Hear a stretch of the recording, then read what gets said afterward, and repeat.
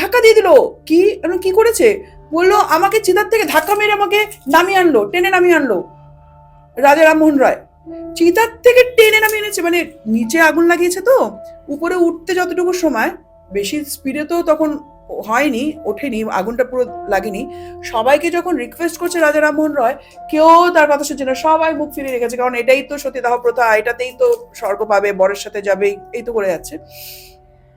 তখন এক ধাক্কা মেরে ওর উপর থেকে সমস্ত ওই যে কাঠফাট সরিয়ে ওকে টেনে টেনে হিচড়ে নামিয়ে দিয়েছে। অনেকক্ষণ তো কোলে রাখলেন এবং সবার আদর পেয়েছে, ব্লেসিংস পেয়েছে। এখানে আদর পাচ্ছে, ব্লেসিংস না, আদর পাচ্ছে। নিজের মেয়েকে পেলেন বাবা। এইবার ভাবো যে বাবাটা কিরকম, মানে কাঁদছে, মহাদেবা কাঁদছে ঝরঝর করে, আর মেয়েটাও কাঁদছে। মহাদেবা যে কাঁদছে সেটা মেয়েটা বলে যাচ্ছে আমাকে, যে কাঁদছে, বাবা কাঁদছে, দেখতে পাচ্ছ না বাবা কাঁদছে। আরে আমার উপর রাগ দেখিয়ে দিচ্ছে। আমি নিজেকে, আমি বললাম দেখো তো তুমি নিজেকে দেখতে পাচ্ছ? ও নিজেকে না দেখলো ছোট্ট একটা দেবী রূপে, ছোট্ট একটা দেবী রূপেও দেখতে পেল। আর খালি আমার ভাইব্রেশন আসছে অশোকা সুন্দরী, মহাদেবের মেয়ে।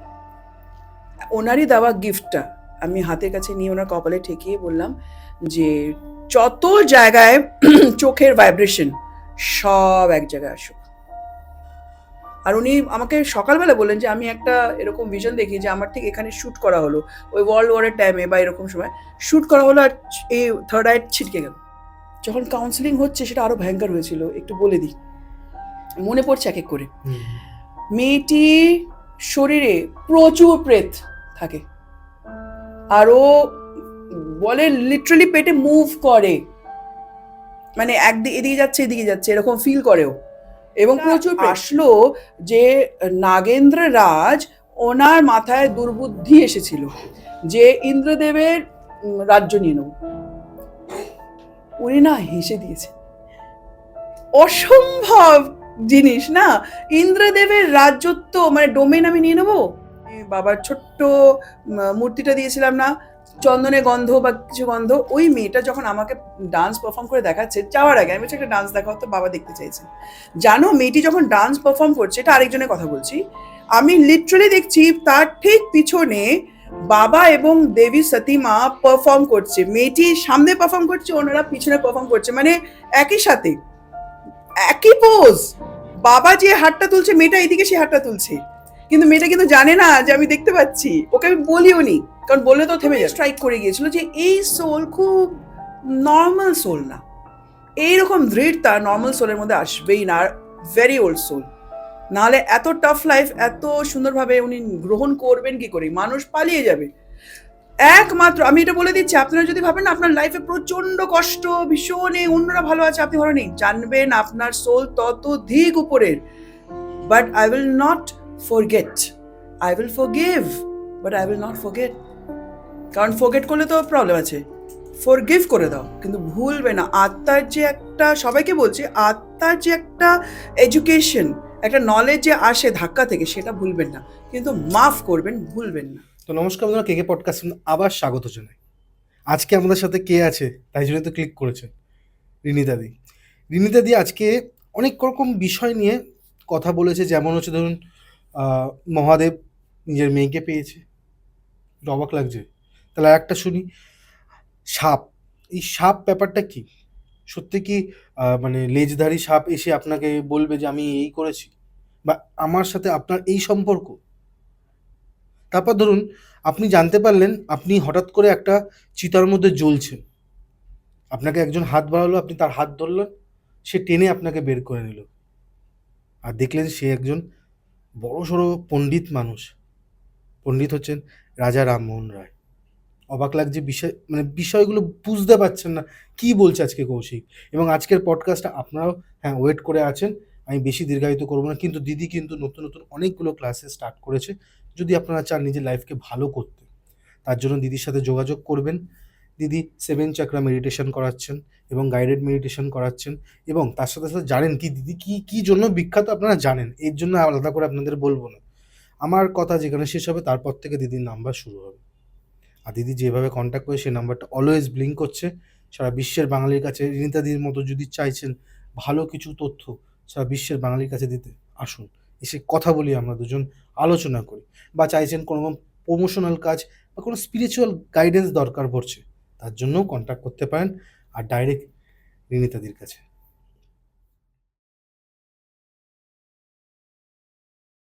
কেমন আছো দিদি? খুব ভালো আছি। অনেকদিন পর আবারও দেখা হয়েছে তোমার সাথে। হুম। আর আজকে প্রথমে কি শুনবো, আর তুমি কেমন আছো, কেমন চলছে তোমার দিন? অনেকদিন পর দেখা হয়েছে তো। আমি ভালো আছি। মাঝখানে শরীরটা একটু খারাপ হয়ে গিয়েছিল, হ্যাঁ। যেটা সবারই হয়। আমরা যারা সাইকিক হিলার্স তারা আমরা কি করি, আমাদের ভালো যে কর্মগুলো দিয়ে দিই, তাদের খারাপটা আমরা নিয়ে নিই। তো আমাদের শরীরের উপর দিয়ে কিন্তু প্রচণ্ড যায়, সেই জন্য শরীর খারাপ ছিল। এখন আমার গলাটা একটুখানি এখনও বুঝতে পারবে খারাপ আছে, বাট দেন চলে যাচ্ছে। No, I am a fighter, I am a warrior, I am a warrior princess. তো আমি উঠবই, ভয় পাই না, ভালো। হেরে যাই না, এগিয়ে যাই। আর শোনো, হুম তুমি আমাকে ধাক্কা মারলে, হুম আমি পড়ে গেলাম, কিন্তু যখন আমি উঠে তোমাকে ধাক্কাটা মারবো, তুমি সামলাতে পারবে তো? দ্যাট ইজ মি, বরাবরই ছোট্টবেলা থেকে। তাই জন্য আমি উঠবো, আবার চলবো। যে ধাক্কাটা দিয়েছে সে কিন্তু পড়ে যাবে, মানে আমার ধাক্কায়, কিন্তু আমি আবার উঠে, আমি ধাক্কা খাবো, পড়বো, শিখবো, উঠে তারপরে ধাক্কা মেরে তারপরে বেরিয়ে যাবো। তাই জন্য একটু চলে। জীবনে সবার আসে, কিন্তু আমি আর নিজের কথা বলছি না। দেখবেন যে আপনি যাদের ভালো করবেন না, তারাই কিন্তু ধাক্কা মেরে আপনাকে ফেলে দেবে। এটা ঈশ্বরচন্দ্র বিদ্যাসাগরই বলেছিলেন যে, আমি তোমার কি ভালো করেছি বলো তো? তো ভদ্রলোক বলেছিলেন, হ্যাঁ আপনি আমার এটা ভালো করেছিলেন। বলে, ওই জন্যই তুমি আমার নামে এইসব রটাচ্ছ। যদি ভালো না করতাম তাহলে তুমি রটাতে না। তো আপনাদেরও আসবে লাইফে, যাদের ভালো করবেন বা ভালো করতে গেলে ধাক্কা খাবেন, ফেলে দেবে, কিন্তু ওঠার পরে যে ধাক্কাটা আপনি মারবেন তাকে, সেই পার্সনটা কি সেটা সামলাতে পারবে? সেটা বোধহয় তারা বুঝে আপনাকে ধাক্কা মারেন না। তো এটা আমি সবার জন্যই বলছি, অ্যাপ্লিকেবল। তো আমার মনের জোর কিন্তু এইরকম। একটা ভালো একটা ছোট্ট কোর্স দিয়ে আমি তোমার আজকের পডকাস্ট স্টার্ট করবো, যেটা হচ্ছে একজন বড় ঋষি, আমি ফেসবুকেই দেখছিলাম, একজন বলছে যে একটা বাচ্চা দুভাবে কিন্তু নিজের জীবনকে শেখে। হুম একটা হচ্ছে বই পড়ে, হুম আর একটা হচ্ছে রাস্তায় একলা ছেড়ে দিলে। হুম কারণ ও যখন রাস্তায় ছেড়ে দেবে, প্র্যাকটিক্যালি ও অনেক রকমের ধাক্কা খাবে, হুম। মানুষ দেখবে, বিক্রি করবে নিজেকে, হুম তারপর গিয়ে একটা মানুষের মতো মানুষ হবে। এবং যারা বড় লোক, যারা বই পড়ার কথা বলে, তারা বই পড়ে হলেও তারা অসুর মতো লোক হবে। হুম তো দুজনেই জ্ঞানী, দুজনেই রকমভাবেই আমরা কথাটা বললাম। আশা করবো আজকের পডকাস্টটা দিদি স্টার্ট করি। শোনো, আমার যে ৮ বছরের ছেলে, হুম। ওকে রাস্তায় ছেড়ে দাও, ও ভয় কিন্তু আবার ফিরে সেটা আসবে, আমরা মা জানি। কোথায়। কিন্তু যে বাচ্চাটা চা বিক্রি করছে না, হুম ও কিন্তু মাস্ত, ও জানে গাড়ি চলছে, যে করছে, কিন্তু রাস্তা ক্রস করে গিয়ে আমাকে চাগুলো দিয়ে ফিরতে হবে। হুম। দে আর দ্য, কি বলবো, আহ, আমরা স্মার্টেস্ট পার্সন খুঁজি না, they are the biggest smartest person. They know life, what is life. আমার ছেলে যেটা জানে না, ও সেটা একটা জানে। কথা আছে ইংলিশে, লাইফ টিচ দেম। তুমি যতক্ষণ না হেঁটে রাস্তা ঘুরবে, তুমি রাস্তা চিনবে না, রাস্তা যতই চেনা তুমি গাড়িতে অসম্ভব, ঘোরো। গাড়িতে ঘুরলে অলি গলি, কোনোদিন। আমরা যখন স্টুডেন্ট ছিলাম, হ্যাঁ অলি হ্যাঁ। গলি ইউনিভার্সিটির মধ্যে অলি গলি খুঁজে খুঁজে খুঁজে এখনো মনে আছে, ওখানে গেলে আরে এটা এদিকে এদিকে কি, কেন আমরা ওই শর্টকাট যতই দেখি না কেন, লং কাট না, মানে ওটাকে লং কাট হিসেবে দেখো তুমি। হেঁটে হেঁটে হেঁটে হেঁটে হেঁটে হেঁটে যতটা তুমি চিনেছো, ওটা তো মাথায় থাকবে। ওই গাড়ি দিয়ে সাইন করে চলে গেলাম, ওটাও স্কিপ হয়ে গেল। So spirituality is also that. ধাক্কা খেতে পড়লাম, বুঝলাম, উঠে দাঁড়ালাম, তারপরে ধাক্কা দিলাম। তখন সে পড়লো না কি হলো ওটা কিন্তু দেখবো না, কিন্তু আমি আমার শিক্ষা নিয়ে নিয়েছি। মাফ, but I will not forget. I will forgive, but I will not forget. কারণ ফরগেট করলে তো প্রবলেম আছে। ফরগিভ করে দাও, কিন্তু ভুলবে না। আত্মার যে একটা, সবাইকে বলছি, আত্মার যে একটা এডুকেশন, একটা নলেজ যে আসে ধাক্কা থেকে, সেটা ভুলবেন না, কিন্তু মাফ করবেন, ভুলবেন না। ঠিক। মানুষ সবকিছু ভুলে যায়, অপমান কোনোদিনও ভোলে না। অপমান ভোলা, আমি বলছি অপমানটা মাফ করে দিলে তখন অপমানে থাকে না। কিন্তু আমি এই ভুল কাজটা করাতে, তার উপকার করাতে সে আমাকে মেরেছিল ধাক্কা, তার এই জিনিসটা আমি শিখে গেলাম, আই উইল নট রিপিট। সেটাই। তা আজকে কি শুনছি তোমার কাছ দিয়ে? আজকে একজন ভদ্রলোকের আমি নাম নেব না, অ্যাজ ইউজুয়াল দৈবিক সেশনই করিয়েছিলাম। তো দৈবিক সেশনে ফাটাফাটি সব আনসার্স। আর শোনো, one of the purpose of my life is কি জানো, এটা বেরিয়ে এসেছে একটা পডকাস্টে শুটিং করতে করতেই কথাটা বেরিয়ে এসেছিলো, তো তোমাদেরও বলে দিই। আমি জন্ম কেন নিয়েছি, এক তো নাম্বার 7 কেতু, স্পিরিচুয়ালিটিতে না আসলে থাকতেই পারবো না। এ তো অনেক পরে বুঝেছি। আর my purpose of life is to help all those soul যারা আর কি সতী যোগার থেকে ছিটকে গিয়েছে, যারা ওই রিলম থেকে যারা নিচে নেমে এসেছে নিজেদের কর্ম ফলে, হুম, তাদেরকে টেনে টেনে, মানে টেনে টেনে মানে গিয়ে টেনে টেনে না, তাদেরকে বাবা আমার কাছে পাঠাচ্ছেন ওই ধরনের সোলসকে ফিল্টার করে, যাদের ফিরে যাওয়ার সময় হয়েছে, তাদেরকে বাবার অবধি কানেকশন করে দেওয়া। That is the purpose of, one of the purpose of my life. And সেটাই হচ্ছে, কারণ মানুষ অনেক সময় ভাবতে পারে যে এনারা তো দৈবিক কানেকশনস কি করে হচ্ছে, অন্যদের কেন হচ্ছে না, হয় না? আমার কাছে তারাই আসতে পারবেন যাদেরকে বাবা চুজ করে পাঠাবেন। আর দুই, যদি সতীযুগের সাথে আপনি কানেক্টেড থাকেন তবে আসতে পারবেন। এটা আমি বুঝে গিয়েছি এতগুলো দৈবিক সেশন করার পরে। কিন্তু আমি একটা, বলে না, একটা ফিডব্যাক নিজের কাছে নিজের, দিস ইজ দ্য ফিডব্যাক, কি আমার পারপাস অফ লাইফ হচ্ছে দেবী আত্মাদের যারা মানে ছড়িয়ে ছিটিয়ে গিয়েছে তাদেরকে আবার একত্রিত করে বাবার কাছে ফিরিয়ে দাও, এবং হচ্ছে। তারপর থেকে তারা ইজিলি কথা বলতে পারছে, হচ্ছে। এটা হয়েছে, এই জন্য I am very happy to announce this.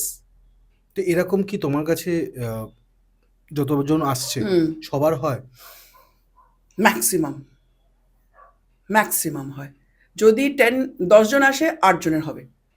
আর 2 জন হচ্ছে, এমন হয় যে কনসিয়াস মাইন্ড অ্যান্ড সাবকনসিয়াস মাইন্ডের মধ্যে তাদের টাগ অফ ওয়ার চলে, হুম, তখন তারা ভাইব্রেশন, ব্লকেজও থাকে অনেক সময়। অনেকে বেশি আমার পরীক্ষা নিতে আসে, তখন গিয়ে ফেল করে। কারণ বাবা দেখে কতটা তুমি সারেন্ডার্ড বাবার প্রতি। আমার পরীক্ষা নেওয়ার দরকার নেই, বাবার প্রতি কতটা সারেন্ডার্ড, তবেই বাবা হাতটা বাড়ান। আর না হলে ভুলভাল কিছুতেই হবে না। আমি শুধু আমার কথা বলছি না, ডক্টর তৃপ্তি জেনের কাছে আমরা 16 জন একসাথে পাস্ট লাইফ করিয়েছিলাম, এটা বলেছিলাম। একজন কিছুই দেখেনি, কিছুই দেখেননি উনি। কারণ পরে ম্যাডাম বলেছিলেন যে উনি লজিক্যাল মাইন্ডকেই ক্লোজ করতে পারেননি। সাবকনশিয়াস মাইন্ডে যাবে কি করে? কনশিয়াস মাইন্ড তো জেগে বসে আছে, দেখি তো ম্যাম পারে কিনা, দেখি তো কতটা পারে ডক্টর তৃপ্তি জৈনকে, হুম। দেখি তো পারে কিনা, আমার টাকাটা গচ্ছা যাচ্ছে কিনা। টাকা তো ফেরত পাবে না, টাকা তো এমনিতেও গেছে। কিন্তু ওই যে সাবকনশিয়াস মাইন্ডকে জাগৃত করতে পারেনি ম্যাডাম, অনেকবার বলেছিল। ম্যাডাম গিয়ে গিয়ে ওনার থার্ড আইতে হাত রেখেছে, কিচ্ছু করতে পারেনি ম্যাম। তখন ম্যাম বলেছে যে কারণ উনি করতে দেয়নি, ওনার সোল করতে দেয়নি, আমার পরীক্ষা নিতে এসেছিল, তো কী করে পারবে? তো সেম জিনিস আমি বলে যাচ্ছি, কিন্তু যদি আমার পরীক্ষা নিতে আসেন তাহলে প্লিজ আসবেন না, টাকা নষ্ট করবেন না। আর বাবাকে যদি ভরসা করেন তবে আসবেন। আচ্ছা, আর মানুষ এটা ভাবতে পারে যে আহ, এটা কি সত্যি কি না, এরকম মানুষ এসে দেখতে পাচ্ছে কি না। তো এটা বলে দিই, যেটা আমি বুঝতে পেরেছি, যখন আমরা দৈবিক সেশন করাই না, মানে আমি যখন দৈবিক সেশন করাই, আমি বুঝতে পারি ক্লায়েন্টের অ্যানসেস্টার্স অব্দি চলে আসছেন, যাদেরকে আমি চিনিই না, কিন্তু ক্লায়েন্টও চেনে না যে তার প্রো প্রো প্রো পিতামহকে কি দেখেছে তোরাই। কিন্তু অনেক সময় হয় যে ওনার সোলকে চেনে, বুঝে যায় যে আমার না ঠাকুরদা বা তার ঠাকুরদাকে আমি দেখতে পাচ্ছি। তার মানে কি, যখন একটা সেশনের জন্য আমরা রেডি হই, তার আগে কি বলেছি, কাউন্সেলিং করাই, দিয়ে মন্ত্রাস দিই যে বডি পিউরিফিকেশন। সেটা যদি প্রপারলি ক্লায়েন্ট সারেন্ডার্ড হয়ে শোনে, তাহলে বাবাই কিন্তু সমস্ত ওই পার্সন রিলেটেড যত সোলস আছে, কার্মিক বলো, অ্যানসেস্টার্স বলো, ডিভাইন বলো, সবাইকে বাবাই কিন্তু নক করে দেন কি তোমরা কিন্তু এই যখন দৈবিক সেশন হবে তোমরা কিন্তু আসবে। এটা কিন্তু বাবা তাদেরকে পথটা খুলে দেন। আর এটা হয়েছে যে অ্যানসেস্টার্সরা এসে জবাব দিয়ে চলে যাচ্ছে, অ্যানসেস্ট্রাল কার্স বাবা তুলে দিচ্ছেন ত্রিশূল দিয়ে, এই করে পুরো বলেছিলাম আগের বারও, কালো একটা কীরকম বেরিয়ে গেল, হয়েছে। তার মানে কি, আমার পরীক্ষা নিতে আসলে হবে না, তাই জন্য টাকা করার জন্য না করে। কিন্তু বাবার কাছে যদি সারেন্ডার হয়ে মাথা নত করে আসে, হবে। আবার মানুষ যেন না ভাবে যে আমি আমার কাছে মাথা নত করতে বলছি না, আমি বলছি লর্ড শিবার উপরে আস্থা রেখে যদি আসে, হবে। এইবার গল্পতে ঢুকে যাচ্ছি আমি, ঠিক আছে? ওনার নাম আমি বলছি না, দাদাই বলছি, আমার থেকে ছোট, বাট দাদা হিসেবেই ডাকছি। ওনার স্ত্রী আগে কাউন্সিলিং করিয়েছিলেন, এবং ওনার স্ত্রী she is a lovely person. Lovely person, বলে না যে আমাদের বলে গণেশ তত্ত্ব যদি শরীরের ভিতর বেশি থাকে তবে তুমি ডিভাইনের সাথে কানেক্টেড হয়ে যাবে। গণেশ তত্ত্ব মানে কি জানো? ইনোসেন্স। তো আমরা যখন মেডিটেশন শিখেছি, তখন আমাদেরকে সবসময় বলতো মাতাজির কাছে, মাতাজি শ্রী নির্মলা দেবীর কাছে গণেশ তত্ত্বটা চাও তোমরা। তো গণেশ তত্ত্ব চাইতে চাইতে চাইতে চাইতে কবে এত বেশি পেয়ে গেলাম জানি না।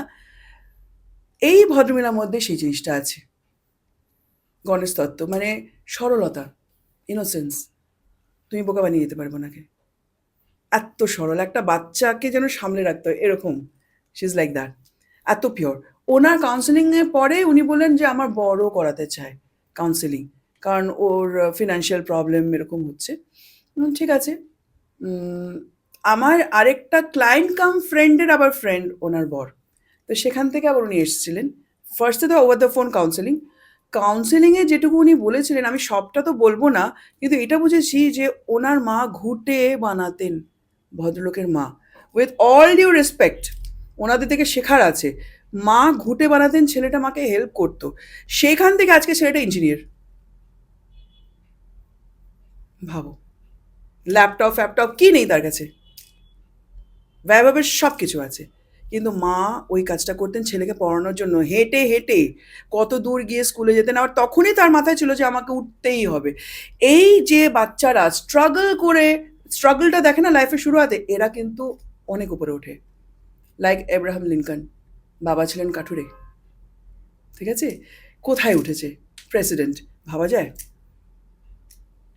ওদের যে ভিশনটা, মোটো যেটা বলে, তো একদম ওরা চোখ বন্ধ করলেও দেখতে পায়, খুললেও দেখতে পায়, ডাইভার্টেড হয় না। গাড়ি নেই তো কি, পা তো আছে, হেঁটে যাব, দৃঢ়তা। তো ওনার মধ্যে সেটা ছিল, যে আজকে আমি এখানে ঘুঁটে মা বানাচ্ছে, আমি হেল্প করছি মাকে, আমি স্কুলে যাচ্ছি, সেইভাবে অনেক সময় খাওয়া হতো না, অনেক সময় খাবার নেই, জল খেয়ে চলে গিয়েছেন, রাত্রিবেলা কি খাবেন জানেন না, বুঝতে পারছো, দিন আনে দিন খায়। সেইখান থেকে খেটে খেটে খেটে খেটে আজকে ভদ্রলোক একটা ভালো পজিশনে, is a engineer, is an engineer. তো I respect him and respect his struggle. আমার প্রথমেই স্ট্রাইক করে গিয়েছিল যে এই সোল খুব নর্মাল সোল না, এইরকম দৃঢ়তা নর্মাল সোলের মধ্যে আসবেই না, আর ভেরি ওল্ড সোল। নাহলে এত টাফ লাইফ এত সুন্দরভাবে উনি গ্রহণ করবেন কি করে, মানুষ পালিয়ে যাবে। একমাত্র আমি এটা বলে দিচ্ছি, আপনারা যদি ভাবেন না আপনার লাইফে প্রচন্ড কষ্ট, ভীষণ অন্যরা ভালো আছে, আপনি ভালো নেই, জানবেন আপনার সোল ততধিক উপরের। তিনি নিজের লাইফটাকে খুব ট্রাবলসাম লাইফ করেছে, যাতে স্পিরিচুয়ালি অনেক হাই জাম্প করতে পারে, এবং যে লেসেন্সগুলো আছে ওগুলো তাড়াতাড়ি শিখে যেতে পারে। প্রচণ্ড বেশি আহ, শক্তিশালী আপনাদের সোল, এবং ভীষণ সাহসী। আপনাদেরকে প্রণাম যে আপনারা যারা প্রচণ্ড কষ্ট করছেন, তারা এই ধরনের লাইফ যে চুজ করেছেন, আপনাদের সোল যে চুজ করেছেন, এবং আপনারা আপনাদের সোলকে সেই বডিটা দিয়েছেন যাতে সোল সেটা সেই নলেজটা নিতে পারে। আপনাদের প্রণাম, আপনাদের মতন সোলের থেকেও অনেক কিছু শেখার আছে। তো এই দাদার থেকে আমি প্রথমে এই কাউন্সেলিংয়ে আমার এই জিনিসটা পয়েন্টটা আসলো যে he is not a normal soul. তারপরে উনি নিজেই যখন দৈবিক সেশনের জন্য ইন্টারেস্ট শো করছেন, আমি বলছি দাদা আগে মন্ত্রসগুলো দিচ্ছি পিউরিফিকেশনের জন্য, ভিতর থেকে যখন কলিংটা আসবে সেটা যতদিনই লাগুক, 7 দিন, 21 দিন, 41 দিন, 3 মাস, 6 মাস, তখন গিয়ে আমি দৈবিক সেশন করবো। বুঝতে পেরেছো আমার প্যাটার্নটা? কারণ আমি কোনো সোলের উপরে জোর দিই না, কারণ বাবার নির্দেশ আছে, আর বাবা ভীষণ কেয়ারফুলি কাজ করান, কোনো কর্মা যেন না হয়। সোলের উপর জোর দিয়ে কেউ যদি বললো যে না আমি এখনই করাবো, না, ইউ আর নট রেডি। টাকা তো আমি পাবো, কোনো না কোনো ইঙ্গিত তোমাকে দিয়ে দিচ্ছে। টাকা তো আমিই পাবো, কিন্তু আমি কেন না করে দিচ্ছি? কারণ আমার কথা হচ্ছে টাকাটা ইজ ইম্পর্টেন্ট, কিন্তু আমার performance is also very important. যাতে আমি বাবার কাছে ডিরেক্ট রিপোর্ট করছি সেখানে যেন কোনো ব্ল্যাক কালি না পড়ে। তাই তার কারণে আমি বলি বাবা বলছেন আপনাকে খাটতে হবে, আপনি এতগুলো মন্ত্রাস এইভাবে শুনুন, চ্যান্ট করার দরকার নেই, শুনুন, ভিতর থেকে যখন আসবে না আওয়াজটা যে আই এম রেডি, তাড়াহুড়ো করবেন না, তখনই বুঝবেন বাবা পারমিশন দিয়েছে। এবং যারা এটা শুনেছে তারা বিশাল উপকার পেয়ে গিয়েছে, এবং তারা বাবা একজন তো এমনও বলেছে, একজন একটা মেয়ে, বাচ্চা মেয়ে, 27-28 বছর বয়স, ও শি ইজ আ ডান্সার। আমি গল্প ঢোকার আগে জাস্ট একটু বলে দিচ্ছি বাবার মহিমা, তোমরাও পেয়েছো ওই। নমস্কার, আমি রিনিতা। আমি রিসেন্টলি বাবার থেকে পারমিশন পেয়েছি মহাদেবজির কাছ থেকে যে আমি 7 চক্র মেডিটেশন কোর্স হিসেবে করাতে পারি। তো অনেকের ইচ্ছে ছিল আমার কাছে 7 চক্র মেডিটেশন কোর্স করার। আমি তাদের জন্য বলছি যে তোমরা বা আপনারা যদি ইচ্ছুক হন, তাহলে আমার যে নাম্বারটা যেটা স্ক্রিনে দেওয়া আছে সেই নাম্বারে যোগাযোগ করবেন। আর তারপরে আমি যখন ক্লাসেস শুরু করবো আপনাদের সাথে কন্ট্যাক্ট করে নেব। আপনারা শিখবেন, একটা জার্নিতে আপনারাও থাকবেন, আমিও থাকবো এবং সুন্দরভাবে ডিভাইনকে পাওয়া হবে থ্রু চক্রাস। Thank you. এই যে আমি বাবার ছোট্ট মূর্তিটা দিয়েছিলাম না, চন্দনে গন্ধ বা কিছু গন্ধ, ওই মেয়েটা যখন আমাকে ডান্স পারফর্ম করে দেখাচ্ছে যাওয়ার আগে আমি বলছি একটা ডান্স দেখাও, তো বাবা দেখতে চাইছেন। জানো মেয়েটি যখন ডান্স পারফর্ম করছে, এটা আরেকজনের কথা বলছি, আমি লিটারালি দেখছি তার ঠিক পিছনে বাবা এবং দেবী সতী মা পারফর্ম করছে। মেয়েটি সামনে পারফর্ম করছে, ওনারা পিছনে পারফর্ম করছে, মানে একই সাথে একই পোজ। বাবা যে হাতটা তুলছে, মেয়েটা এদিকে সে হাতটা তুলছে, কিন্তু মেয়েটা কিন্তু জানে না যে আমি দেখতে পাচ্ছি। ওকে আমি বলিও নি, কারণ বললে তো থেমে যাবে। দেবী মা এক সাইডে, বাবা এক সাইডে, দুজন মিলে পারফর্ম করছে আর মেয়েটার সামনে ডান্স করছে। এটা আমার বাড়িতে হয়েছে, কিন্তু আমি ছবি তুলি ভিডিও করিনি, বাবা মানা করেছিলেন যে না। মেয়েটা যখন লাস্টে ভরতনাট্যম দেখাচ্ছিল আমাকে, ও শেখান, উনি শেখান, ও যখন লাস্টে ডান্সটা শেষ করলো, আমি দেখলাম বাবা ওর মাথায় এইভাবে হাত দিল, মূলাধার থেকে শাইন করে পুরো হোয়াইট লাইট একদম ব্রহ্মতালু ভেদ করে বেরিয়ে গেল, ওর আত্ম সাক্ষাৎকার হয়ে গেল। তখন ও চন্দনে গন্ধ পেয়েছিল। তো যখন ডান্সটা মেয়েটা শেষ হলো, তখন আমি যেটা দেখলাম যে বাবা এবং মা দুজনে মিলেই হাতটা ওর মাথার উপর এরকম দিলেন। তাদের হাইট কিন্তু অন্য হাইট, অন্য অন্য লেভেলের হাইট, কিন্তু মানে আমাদের সাথে মেলে না। মেয়েটার মূলাধার থেকে একটা সাদা আলো এরকম স্ট্রেট উঠে ব্রহ্মতালু ভেদ করে বেরিয়ে গেল। আমি বুঝলাম আত্মসাক্ষাৎকার বাবার হাতে হয়ে গেল। এবং মেয়েটা আমার বাড়িতে তখন চন্দনের গন্ধ পেয়েছিল। তার ঠিক ২-৩ দিন পরেও প্রিয়া, আমার যে পিএ, তাকে ফোন করেছে, বলে দিদি রিনিতা দি তো ব্যস্ত থাকে, তোমাকে একটা ঘটনা বলছি। আমি ক্লাসরুমে আজকে নাচ করছিলাম, হঠাৎ করে আমি আবার সেই চন্দনের গন্ধটাই পেয়েছি যেটা দিদির বাড়িতে পেয়েছিলাম। তাহলে কি বাবা এসেছিলেন? তো প্রিয়া বললো আমি দিদিকে জিজ্ঞেস করবো। আমি বললাম আরে 100% বাবা গিয়েছিলেন। ওই দিন বাবা তোমার পারফরমেন্স দেখেছে, আবার তুমি পারফর্ম করছো, আবার গিয়েছেন। ওনার তো যখন তখন যেখানে সেখানে উনি যেতে পারেন। তো তোমার ওখানে তোমাকে আশীর্বাদ করে এসেছে, তারপরে তুমি কানেক্টেড হয়ে গিয়েছো। বি হ্যাপি, এখন আর কোনো বাধা নেই তোমার। যেগুলো দিয়েছি মন্ত্র ওগুলো করো। ওর দৈবিক সেশনও ওর লাগবে না, কারণ ওর তো বাবা আত্মসাক্ষাৎকার বাবার হাতে, মায়ের হাত দিয়ে হয়ে গিয়েছে। এই রকম জিনিস হচ্ছে, যদি বিশ্বাসে মেলায় বস্তু হিসেবে আসো, তাহলে বাবার ছোঁয়া পেয়ে যাবে। এইবার আবার গল্পে ঢুকছি, এটা কি করে যেন মনে পড়ে যাচ্ছে, বুঝলে, বলে দিচ্ছি। এইবার ভদ্রলোক সময় নিয়েছেন, তারপরে আমাকে জানালেন যে আই এম রেডি ফর দৈবিক সেশন। ঠিক আছে। তো উনি আসলেন, ওনার আমি বলেছিলাম কি দিদিকেও নিয়ে আসবে, কিন্তু বাচ্চাও আছে, বাচ্চাকেও নিয়ে আসবে, ফুল ফ্যামিলি আসবে। তো বললো ঠিক আছে। তো ওনার ওয়াইফ কিন্তু ওনার কিছুটা সময় কাউন্সেলিংয়ে, আবার আমাকে আমাকে আবার বসতে হয় কাউন্সেলিংয়ে। কেন বলো তো? কয়েকদিন আগে যে জিনিসটা হয়ে গিয়েছে, কয়েকদিন পরে আবার সেই জিনিসটা হতে গেলে আমাকে রিভাইভ করতে হয়। তখন আমি দিদিকেও ডেকেছিলাম যে আপনিও আসুন, একটু একসাথে কথা বলে নিয়ে, যদি উনি কোনো পয়েন্ট ভুলে যান, পয়েন্ট সব ক্লিয়ার করে। যখন বসলাম, ওনার স্ত্রীও পাশে বসেছিল। আমি ওনাকে বলেছিলাম তুমি বসো, বাবা বলেছেন যে তুমি বসো। তো কোনো আওয়াজটা করবে না, জাস্ট, আর আমাকে ছোবে না। কারণ আমি যখন ট্রান্সে চলে যাব, তখন কিন্তু কোনো ছোঁয়া যেন না নিই আমি, এটা কিন্তু নিয়ম। ছুলে কিন্তু সর্বনাশ, কোনো টাচ যেন না লাগে। এই কারণে আমি আমার ছেলেকেই ঢোকাই না, নাহলে তো ও ছুঁয়ে দিলে কিন্তু আমার প্রবলেম হয়ে যাবে, ফিরে নাও আসতে পারি, এরকমও হয়ে যায়। যাই হোক, আর ক্লায়েন্টকেও আমরা ছুঁই না। যদি না দেখি ভীষণ দরকার, তখন থার্ড আইতে হাত দিই, যাতে এই থার্ড আইতে পুরো এনার্জিটা এনে দিয়ে আবার সাবকনশিয়াস মাইন্ডকে ব্যালেন্স করে দেওয়া। না হলে আমরা ছুঁই না, ছবই না, কারণ পারমিশন নিয়ে ছুতে হয়।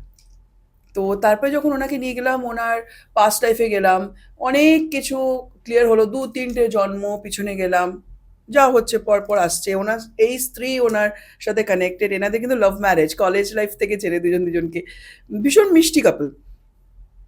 তো তারপরে তারে গত জন্মে কিভাবে ছিল সেইভাবে সমস্ত ঘুরে ঘুরে আস্তে আস্তে ওমা টার্ন করে গেল টুয়ার্ডস আ ডিভাইন। কি করে? তখন দেখা গেল উনি হচ্ছেন, ওনার নাম হচ্ছে নাগেন্দ্র রাজ, এই ভদ্রলোকের নাম। ওনার অস্তিত্ব শুরু হয়েছে ওইখান থেকে, সেটা হচ্ছে সতীযুগা, নাগলোকা থেকে। এবং ইন্দ্রদেবকে দেখতে পাচ্ছি। রাজা ইন্দ্রদেবকে দেখতে পাচ্ছি কেন? তোমার কি কানেকশন তার সাথে? হ্যাঁ। তারপরে উনি দেখছেন রাজা তক্ষক, যিনি স্নেক নাগালোকের রাজা ছিলেন, সে আবার নাগেন্দ্র রাজকে খুব পছন্দ করেন। নাগেন্দ্র রাজ হচ্ছে রাজা তক্ষকের কোর্টে যারা মন্ত্রী বা যারা সভা সদস্য হয় না, তাদের মধ্যে কোনো একজনের ছেলে। তাকে রাজা তক্ষক ভীষণ পছন্দ করতেন। ঠিক আছে? মানে অনেক ভার দিতেন, তিনি কাজ করতেন। আর ওই যে নাগেন্দ্র রাজ হচ্ছেন এই ভদ্রলোকের আত্মা, হায়ার সেলফ। তখন কিন্তু উনি অন্য একদম ওনার গলার ভয়েস টয়েস এভরিথিং মানে মিলছে না, কিন্তু যেভাবে কথা বলছিলাম তখন মিলছে না। অন্য ধরনের ভারী, অন্য ধরনের, মানে ভারী বলতে কি, তুমি যখন ট্রান্সে চলে যাবে তোমার ভয়েস কিন্তু চেল্লাবে না, একটা অন্য ধরনের হালকা ভয়েসে কথা বলবে, দ্যাট ইজ ডিফারেন্ট। একদম সাবকনশিয়াস মাইন্ড যখন কথা বলা শুরু করে না, দ্যাটস আ ডিভাইন সেলফ। আমাদের নর্মাল কথাবার্তার সাথে মেলে না ওই ভয়েস, একদম আলাদা। আর স্থিরতা থাকে, দৈবিক আওয়াজটা আসে। তো তখন বলছেন যে আমাকে প্রচণ্ড পছন্দ করছে এবং সবাই চলে এসছে, যেটা আমি দেখতে পাচ্ছি যে যে ওয়ার্ল্ডে ওনাকে নিয়ে যাওয়া হয়েছে সবাই চলে এসছে। এবং রাজা তক্ষক, আমি বুঝলাম কি কোনো মাথায় মণি আছে। উনি বলছেন, আমি কিছু বলিনি, উনি বলছেন রাজা তক্ষক দেখছি মাথায় মণি আছে। হ্যাঁ, পাশে ওনার স্ত্রী মানে মহারানী দাঁড়িয়ে আছেন। ঠিক আছে? প্রথমে তো সর্পরূপেই দেখেছে, তারপরে ধীরে ধীরে আমি বলেছি প্লিজ আমি কিন্তু আপনাদের মনুষ্যরূপে দেখতে চাই, তো please come like that only for me. তখন কিন্তু মহারানী নিজের সেই রাজবস্ত্রের মধ্যে আছে, রাজা তক্ষক, এটা কিন্তু ওনারা মানেন, অদ্ভুত লাগে। মানে if you request something from your heart, ওটা তো হার্ট থেকে না, নাভি থেকে রিকোয়েস্ট করতে হয়, ওনারা কিন্তু মানেন।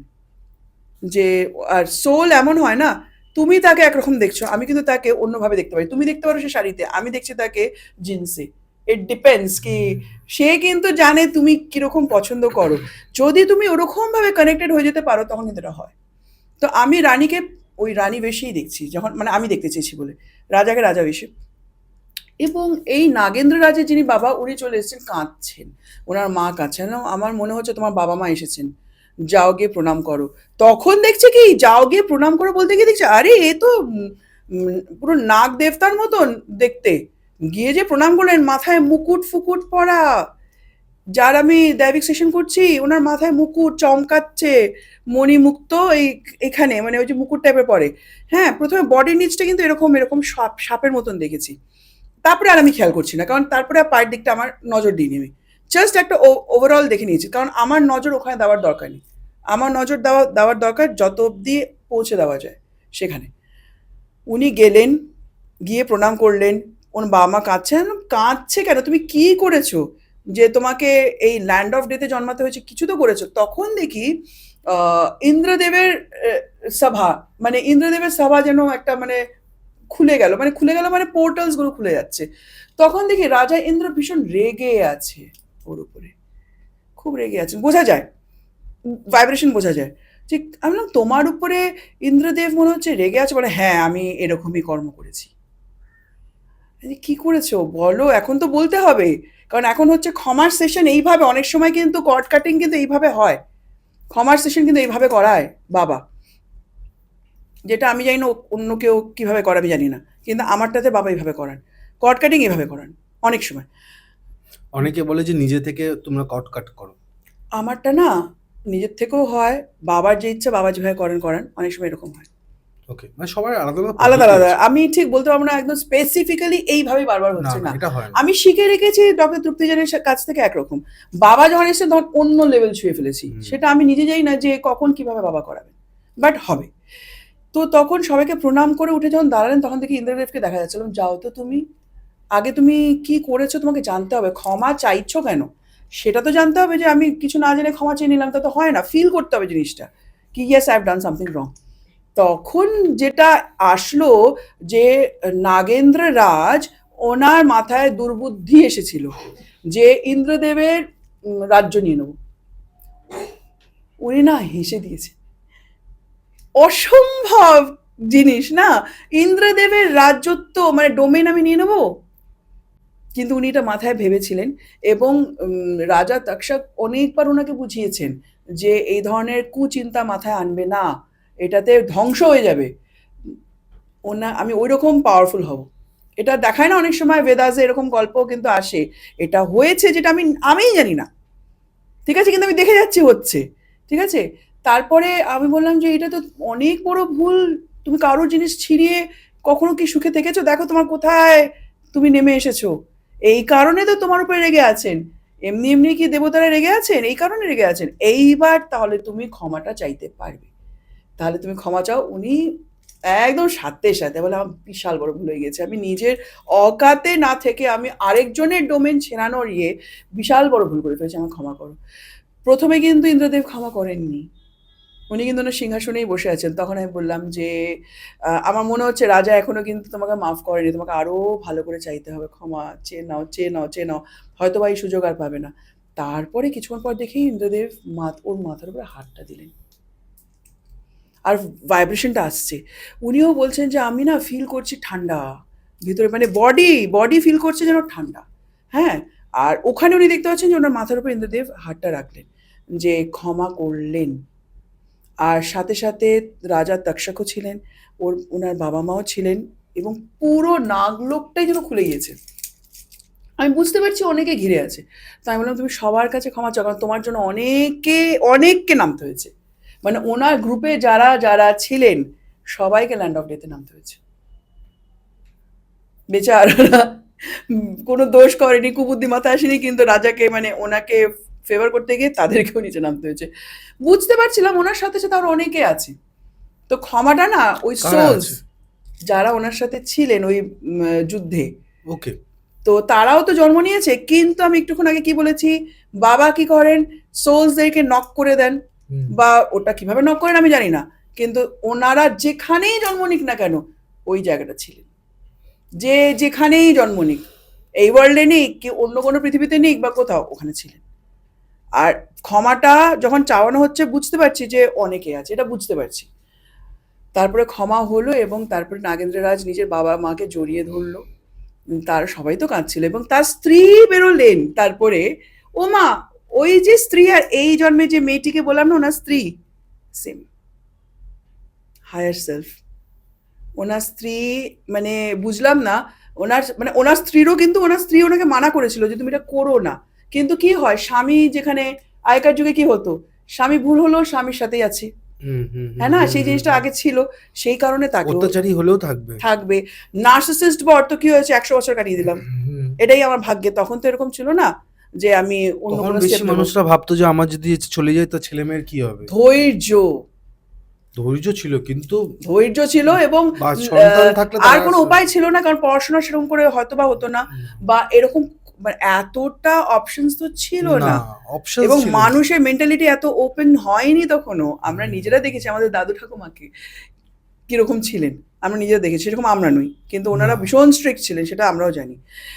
তো কি হয়েছে, স্বামীকে ফেভার করেছে, বুঝিয়েছে, কিন্তু স্বামী সরেনি তো স্বামীর সাথে, তাই জন্য তারও ডাউনফল হয়েছিল। কিন্তু আছেন উনি প্রত্যেকটা জন্মেই স্বামীর সাথেই আছেন, কিন্তু উনি কোনো না কোনোভাবে ঠিক আবার ম্যারিড কাপল, আবার বিয়ে হচ্ছে, এই জন্মেও তাই।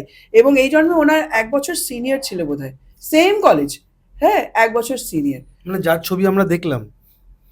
না, এটা উনি না, আমি না, উনি না। দেখাবো, আমি ঠিক দেখাবো। আছে, ঠিক আছে। কিন্তু আগে ওনাদের সাথে একটু কথা বলিয়ে দেবো তোমাকে, after this session, after this podcast আমি কথা বলিয়ে দেবো। ঠিক। কারণ দাদা জানে যে আমি আজকে আসছি, ওনাকে জানিয়ে এসছি। ওনাকে বলেছি মিনিটস অফ দ্য মিটিং দাও আমাকে। কারণ এতদিন আগে হয়েছে, উনি মিনিটস অফ দ্য মিটিং দিয়ে দিয়েছে আমাকে। তারপরে ডিভাইড বলেছি উই উইল হেল্প ইউ। তো মিনিটস অফ দ্য মিটিং নিয়ে, কারণ চর্চা করে আসতে হবে। তো আমি যখন আসছি তখন ক্যাবে দেখতে দেখতে এসেছি আমি, মিনিটস অফ দ্য মিটিং হ্যানা তেনা দেখতে দেখতে। তারপরে বাবার সাথে রিহার্সাল দিলাম, কারণ বাবা দেখো তো পয়েন্টসগুলো ঠিক আছে কিনা। বাবা বললো হ্যাঁ ঠিক আছে, তারপরে আর চিন্তা করিস না, দ্যাটস ইট। তো দাদার সাথে কথা বলিয়ে দেবো একবার, আমি কথা বলে নেবো, তারপর বলিয়ে দেবো, হ্যাঁ। কারণ উনি তো অফিসে আছেন এখন, ঠিক আছে। ঠিক। তো তারপরে কি হলো, স্ত্রী আসলো, আমি বললাম যাও দেখো তোমার এই স্ত্রী ওখানে, এবং স্ত্রী কিন্তু এখানে ফিল করছে ফিলিংসটা। এটা আমি দাদা মিনিটস অফ দ্য মিটিং এটা লিখিনি, কিন্তু এটা মনে পড়ে গিয়েছে। উনি কিন্তু ফিল করছেন যেটা ওখানে হচ্ছে, উনি শরীরে সেটা ফিল করছেন। আমি ওনাকে শুধু বলেছি তুমি চোখ বন্ধ করে নাও, তুমি দেখতে পাবে। ভদ্রমহিলা, বললাম না পিওর, আমার হাত কিন্তু ভাইব্রেট করছে, এই হাত কিন্তু ভীষণ ভাইব্রেট করছে আমার। ভদ্রমহিলা এত পিওর, উনি চোখ বন্ধ করে নিয়েছেন বলে উনি দেখতে পাচ্ছেন, কিছু তো ফিল করছেন উনিও অনেকটা ফিল করেছেন। আর যখন দাদা গিয়ে ওই দাদার হায়ার সেলফ গিয়ে ওনার হায়ার সেলফকে জড়িয়ে ধরেছে, এখানে উনি চোখে জল, এনার চোখে জল। তার মানে কি শি ওয়াজ দেয়ার, মানে সোল বেরিয়ে গিয়েছে, বডিটা এখানে আছে, সোল তো ওখানে। কি মারাত্মক জিনিস ভাবছো, সায়েন্স কিভাবে এটা ডিফাইন করবে আমি জানি না, কিন্তু এটা কি মারাত্মক জিনিস হচ্ছে। তারপরে গিয়ে ঠান্ডা হলো সব। তারপরে ওনাদের একটা কার্সও ছিল। ওটা বাবা ওই যে যেভাবে বাবা করে ওটা বাবা এক এক সময় একটা কিরকম টাচ করলেন বেরিয়ে গেল, কিছু এরকমও হয়। তারপরে ওনাকে আবার আস্তে ধীরে ফিরিয়ে আনা হয়েছে। এটা তো গেল একটা ঘটনা। একটা ছোট্ট ঘটনা বলি। আমার বাড়িতে একটি মেয়ে এসেছিলেন, সর্পকন্যা বেরিয়ে এসেছিল ইয়েতেই, দৈবিক সেশনে। হ্যাঁ, এটা তুমি আগের বার বলেছিলে? না বলেছিলাম কিনা জানি না।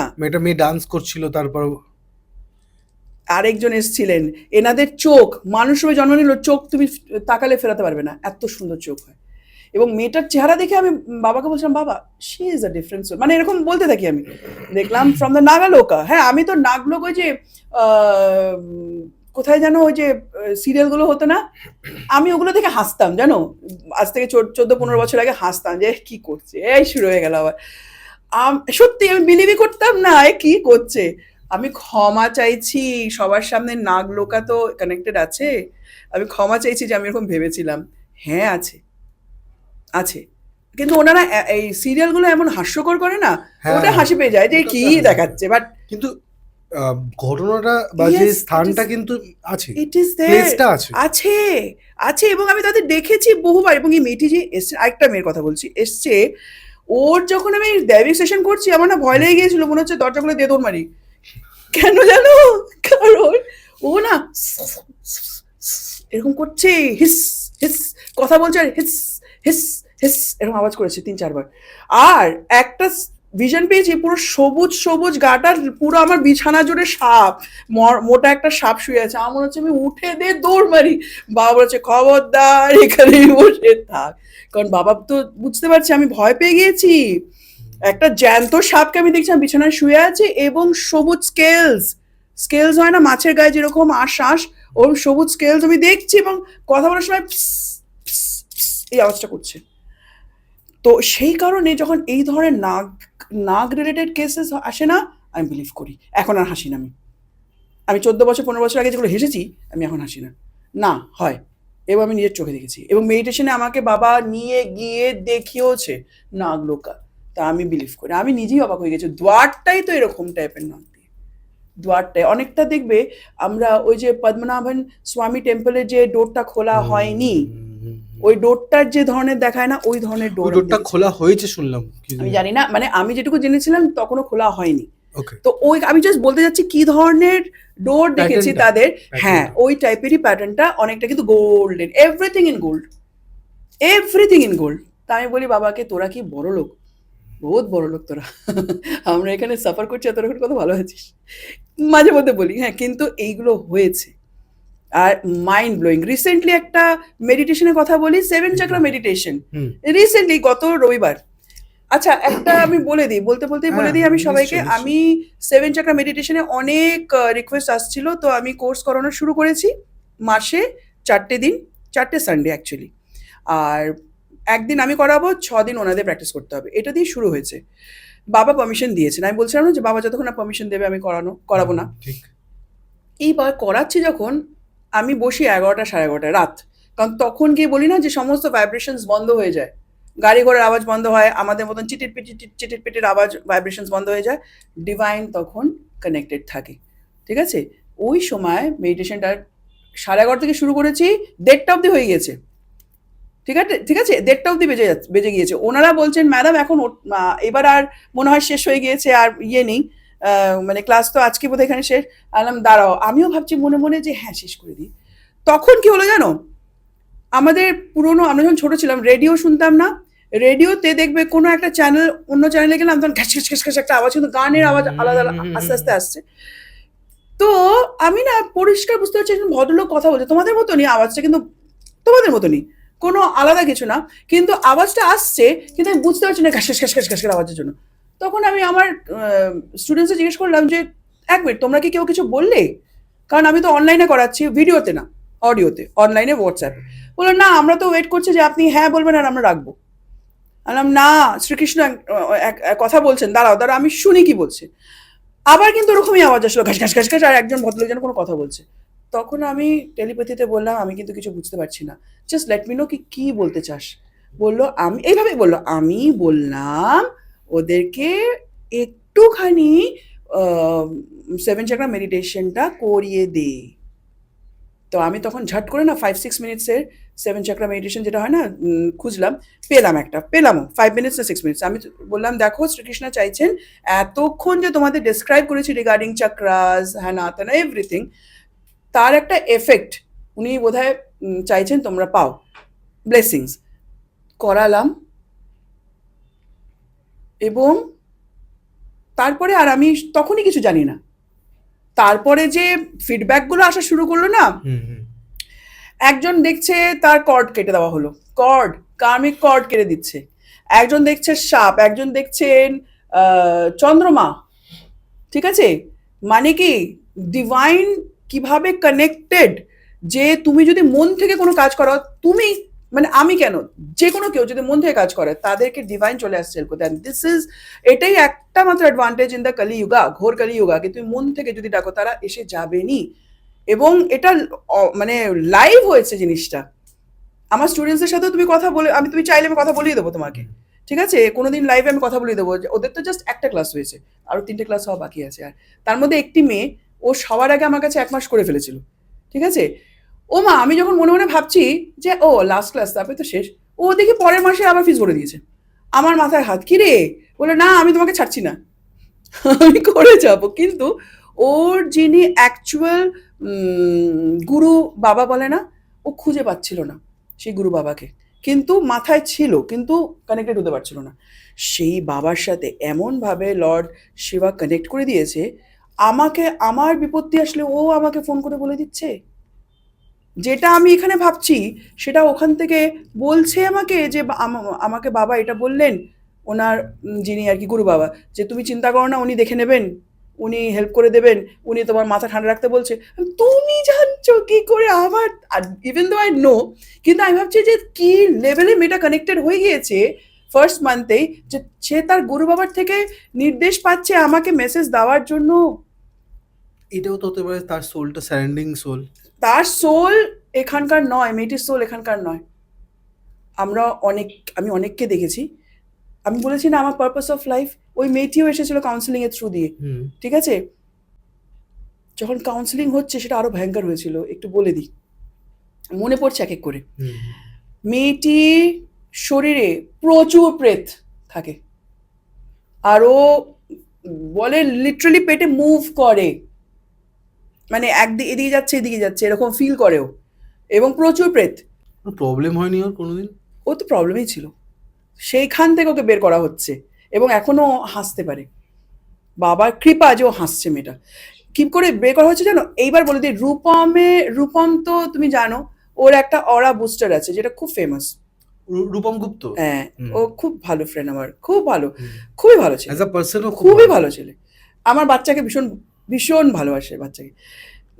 রূপমের থেকে আমি অরা বুস্টার কয়েকটা নিয়েছিলাম, কিন্তু এই মেয়েটির খুব দরকার বলে আমি নিজের সাধনার ওখান থেকে আমি দিয়ে দিয়েছি ওকে। বললাম তুমি রাখো তো তোমার পেটের নাভির মধ্যে চেপে, তখন কিন্তু ওর কাউন্সিলিং চলছে। আমি দেখলাম মেয়েটি ঠিক বাঁ দিকে আর ডান দিকে দুটো রো হয়ে গেল, প্রেত বেরিয়ে যাচ্ছে, এই দিক দিয়ে বেরিয়ে যাচ্ছে, এই দিক দিয়ে বেরিয়ে যাচ্ছে।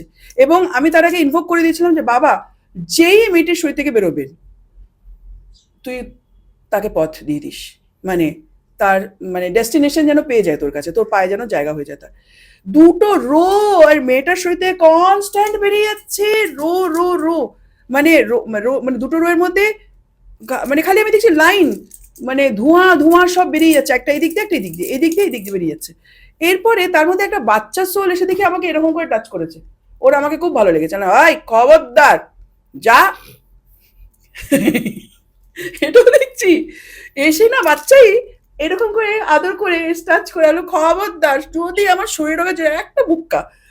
কিন্তু পরে বুঝলাম ও না ওর গ্র্যাটিটিউড শো করে গিয়েছে বাচ্চাটা, শরীর থেকে বেরিয়ে যাচ্ছে আস্তে করে এসে আমাকে এরকম এরকম করে আদর করে চলে গেছে। আবার গিয়েছে ওই লাইনে, কি ছোট্ট কিন্তু প্রেত, ওর গ্র্যাটিটিউড শো করে গিয়েছে যে ও মুক্তি পেয়ে গেল। আর মেয়েটা না খালি গাও গাও করে খালি ঢেকুর তুলে যাচ্ছে। আমরা ঢেকুর খাওয়ার পরে তুলি তো একবার দুবার, এই মেয়েটা কি অদ্ভুত, তোমার হাসি পাচ্ছে, কিন্তু এই মেয়েটা না মানে এটাই হয়েছে, 15টা 16টা 17টা গাও গাও করে ঢেকুরটা তুলছে। তুমি বুঝতে পারবে ঢেকুর তোলাতে শরীর থেকে বেরোচ্ছে কিছু, হাসছো না মানে এটা, ভেতর থেকে কিছু বেরোচ্ছে। এবং ওর আমার ঢেকুর দিয়ে ও ফিল করছে যে হালকা হচ্ছে। হ্যাঁ, অদ্ভুত ব্যাপার, তুমি হাসছে কনস্ট্যান্ট, কেউ যদি 18 বার ঢেকুর তোলে এইভাবে, তার থেকেও বেশি তোমার মনে হবে না কি প্রবলেম আছে নাকি এর? হ্যাঁ। হ্যাঁ, এটাই আমিও ভাবছি কিন্তু ভাই। তুমি তুমি এটা কি জানো, যখন আমাদের কোনো বাচ্চা বা কাউকে বড় কাউকে ঝাড়ানো হয়, তখন তারা জোরে হাই তোলে। হাই তোলে আমি জানি, কেন বলতো? ভেতর থেকে ভিতর ওটা দিয়ে বেরোনোর বেরোচ্ছে। চেষ্টা। ব্ল্যাক ম্যাজিক করা হয় যাদের উপরে, তাদের ব্ল্যাক ম্যাজিক যখন কাটানো হয়, হয়তো আমি না, কেউ আমার বাড়িতে আসলো, আমি না ইঙ্গিত পেয়ে যাই ওর উপর করা আছে কি না। এটা বোঝা যায় না এটা দেখলে। বুঝিয়ে দেবে, আমি বলবো না কিভাবে পাই, কিন্তু আমি বুঝে যাই এটা। আর যদি কিছু করা না থাকে, আর তুমি ধরো বলছো তুমি এটা লাফাচ্ছ, ইনটিউশনের কথা বলছো। তুমি ধরো লাফাচ্ছ আমার উপরে ব্ল্যাক ম্যাজিক আছে আছে আছে, কিন্তু আমি পেলাম না, আমি বাট কিছুই নেই, তুমি নিজের মনে ভুল করছো, কেউ কিচ্ছু করেনি, তুমি নিজের দিকে নিজে বেশি এগুলো ভাবছো। হ্যাঁ, কেউ কেউ তোমার শত্রু না, তুমি নিজে নিজের শত্রু। কিন্তু কেউ আসলো, সে কিছুই জানে না, আমি কিন্তু ইঙ্গিত পেয়ে যাবই, বাই হুক অর ক্রুক, আমি পেয়ে সাথে সাথে আমি বলবো। এবং তখন তারা খোলা শুরু করেন যে হ্যাঁ, আগে তারা বলেন না। যারা ধরো বলছেন আগে থেকে বেশি ঢেলা পেটাচ্ছেন, তাদেরটা বেশি হয় না। কিন্তু যারা কিছুই জানে না, বলে না, কিন্তু বুঝতে পারে, তাদেরটা যখন আমি বুঝেছি তারপরে তারা বলে হ্যাঁ। তো মেয়েটা গাও গাও এইভাবে গাও, এইভাবে গাও, ঢেকুর তুলে যাচ্ছে, তুলেই যাচ্ছে, আর আমি দেখছি না পুরো ওর গা থেকে ধুঁয়ো এরকম দুটো রো হয়ে বেরিয়ে যাচ্ছে বেরিয়ে যাচ্ছে। আমি ভাবছি আরে কতক্ষণ লাগবে বাবা রে, আমি কতক্ষণ, বিকজ আমারও তো পেট ব্যথা হয়ে যায়, কতক্ষণ বসে থাকবো, আধ ঘন্টা ধরে বেরিয়ে যাচ্ছে। ওই অরা বুস্টার যে মুহূর্তে নাভিচক্রে ধরা হলো, বেরিয়ে যাচ্ছে শরীর থেকে। তারপরে একটা ভিশন আসলো, ওনার বাড়িতে মা কালী আছেন, এবং মা কালীর বিশাল বড় ভক্ত, বিশাল বড়, আর কথা বলতে পারে মায়ের সাথে, যেরকম যাদের বাড়িতে গোপাল আছে তারা কথা বলতে পারে, যেরকম মা কালীর সাথে মেয়েটি কথা বলতে পারে। এবং ও একটা ভিশনে মাকে দেখতে পেলেন, মনে হচ্ছে কোথাও একটা যেন মাকে মানে আমি দেখছি মাথার উপরে মায়ের মুখটা একটু আসলো এই টাইপের, যেটা আমি এখনো দেখতে পাচ্ছি, আমাকে পুরো দেখিয়ে দেওয়া হয় কি হয়েছিল ঘটনাটা। ওই বাচ্চারা যখন আমাকে আদর করে চলে গেল না, এরকম এরকম করে গালে টাচ করে, যেমন রায়মান ধরো আমাকে একটু টাচ করে বেরিয়ে গেলে যেন মনে হয়, তারপরে দেখলাম বন্ধ হলো। ও বলে আমার পেটে একটা 1.5 ফুটিয়া আছে। তখন 1.5 ফুটিয়া আছে আনলাম, ও তো বেরিয়ে গেছে, বলে না এ বেরোতে চায় না। আচ্ছা ঠিক আছে, এটা বাবা দেখে নেবে, এ কারণ টেনে হিচড়ে তো বের করা যাবে না, বাবা দেখে নেবে। ওইটাও বেরিয়েছেন, ওইটাও পরের স্টেশন, আবার যখন ও ওই যে মেডিটেশন করতে যখন শিখতে আসা শুরু করলো, তখন বের করা হয়েছে। তখন ওর হাতটা এইভাবে ধরে, আমি তো চোখ বন্ধ, আমি এভাবে হাতটা এগিয়েছি, দেখলাম ওখান থেকে হাত এগিয়েছে, এরকম টেনে বের করে বাবার কাছে দিয়ে দেওয়া হলো এইভাবে। কিন্তু মেয়েটাকে আমি বলেছি নাভিচক্রকে তুমি গালা দিয়ে দেবে, গালা হয় না গালা, ওই অরা বুস্টার এবং সমস্ত মন্ত্র দিয়ে গালা দিয়ে রাখো যাতে কিছু ঢুকতে না পারে। এবং মেয়েটির পরে বেরোলো she is from the angelic world, ওর যে হায়ার সেলফ, আমি দেখছি উইংস, হোয়াইট উইংস, পিছনে আমি মেয়েটির পিছনে মেয়েটির হায়ার সেলফ দাঁড়িয়ে আছেন, হোয়াইট টায়ারে দাঁড়িয়ে আছেন, হ্যাঁ উইংস আছে। ও বলছে আমি না 2 কাঁধের পিছনে আমি ফিল করছি যেন আমি কিছু মানে এরকম এরকম করলে উড়লে পাখিরা যেরকম লাগে সেরকম লাগছে। আমি কিন্তু ওকে বলিনি, আমি শুধু বলছি আমি তোমার হায়ার সেলফকে দেখতে পাচ্ছি, কিন্তু শি ইজ অ্যান এঞ্জেল বলে আমি উইংস ফিল করছি। নামও চলে আসলো, ওনার নামটা বলছি না, যে নামে উনি এঞ্জেলিক ওয়ার্ল্ডে মানে ফেমাস, ওই নাম তো আমি জানতামই না। আমি পরে ব্রাউজ করে দেখেছি যে খানিকটা কাছাকাছি যেতে পেরেছি, আর আমার উচ্চারণে ভুল হচ্ছিল, আমি বকা খেয়েছি ডিভাইন থেকে, হ্যাঁ কি উচ্চারণ করছে এইটা নাম। হ্যাঁ, এরকম হয়, আমি তো বলি ভাই আমি ডাম্বু, আমাকে ঠিকঠাক উচ্চারণ করিয়ে দিও। মন্ত্র যদি ভুল বলে দিই, আবার হ্যাঁ কি মন্ত্র বলছে এইটা দেখিয়ে দেয় আমাকে ভিশনে, তখন আমি আবার ওই ওইটা দেখে ওই নামটা দেখে দেখে দেখে দেখে হ্যাঁ মন্ত্র পেয়েছি তখন দিয়ে দিই।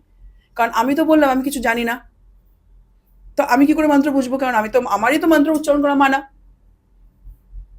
তো সেখান থেকে হয় এগুলো। দেবী কবচম, আমি দেবী দেবী কবচম কি এটা মন্ত্র, যেটা একজনের এসে গিয়েছিল থ্রু ভিশন কি এটা ওকে শুনতে হবে, দেবী কবচম। আমি কিন্তু জানতাম না, পুরো দেখিয়ে দিয়েছে আমাকে, ছবি দেখিয়ে দিয়েছে, নাম হিন্দি সংস্কৃতে সব নাম লেখা থাকে, ওটা তো দেবনাগরী ভাষা, ওটা তো আমরা শিখেইছি, তো ওরা দেখিয়ে দিয়েছে। পরে আমি দেখছি দাঁড়াও তো আমি ব্রাউজ করি, তোর সাথে কথা বলতে বলতে ব্রাউজ করে হ্যাঁ বেরিয়েছে। আমি বলছি এইটা তোমাকে বলছে দেবী মা ইয়ে করতে, প্র্যাকটিস করতে। অনেকে গুরু মন্ত্র পেয়ে গিয়েছে ডিরেক্ট ডিভাইনের থেকে, কাউন্সিলিং এর থ্রু দিয়ে গুরুমন্ত্র পেয়ে গিয়েছে। এই যে জেমিটি ডান্স পারফর্ম করে দেখালো, হুম। তার পিছনে সতীমা এবং বাবা ডান্স করছিলেন, হুম। মানে ওনাদের মতো ওনারা যে ডান্স করছেন আমি দেখতে পাচ্ছি রিলটা আলাদা মেয়েটার সামনে, ও ওর গুরুমন্ত্র পেয়ে গিয়েছে, ডিরেক্ট গুরুর কাছ থেকে গুরুমন্ত্র পেয়ে। আমি বলছি তোমার আর কোনো গুরু খুঁজতেই হবে না, আদি যোগী তোমার গুরু, উনি ডিরেক্ট তোমাকে মন্ত্র দিয়ে দিয়েছেন, এটাকে প্র্যাকটিস করবে। একদম আমাকে বলে দেয়, আমি ওকে বলে দিই, এবং উচ্চারণটা দেখে নিই যে ঠিক বলছে কিনা, যেটা আমি শুনছি সেটা বলছে কিনা।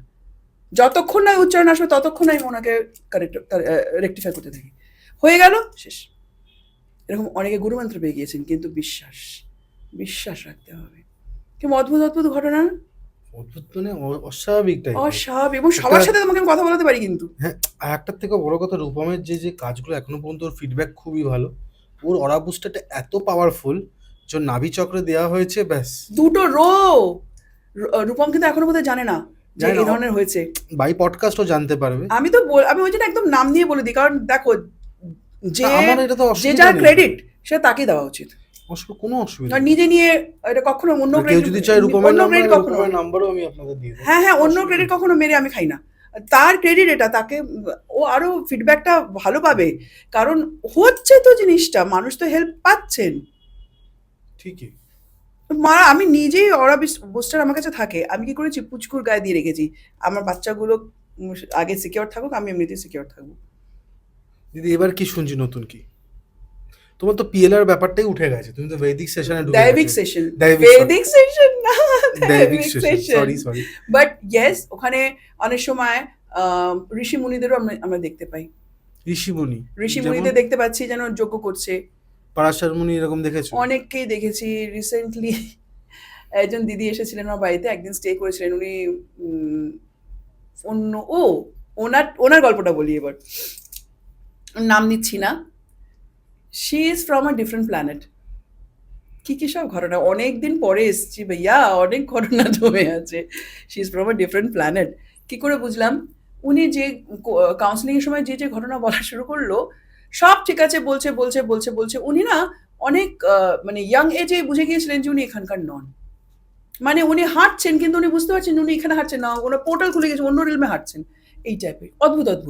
আচ্ছা, একটা কথা বলে দিই, প্লিজ কমেন্ট করার সময় বুঝে কমেন্ট করবেন, কারণ এটা কিন্তু মানুষেরই ঘটনা বলছি, নিজে থেকে বানিয়ে কিছু বলছি না। যদি বদদুয়া পান না, প্রবলেমে পড়বেন, কারণ আমি তো বদদুয়া দেবো না, ওনারাই দেবে, আগেই বলে দিলাম আগে, কারণ এটা ঘটছে।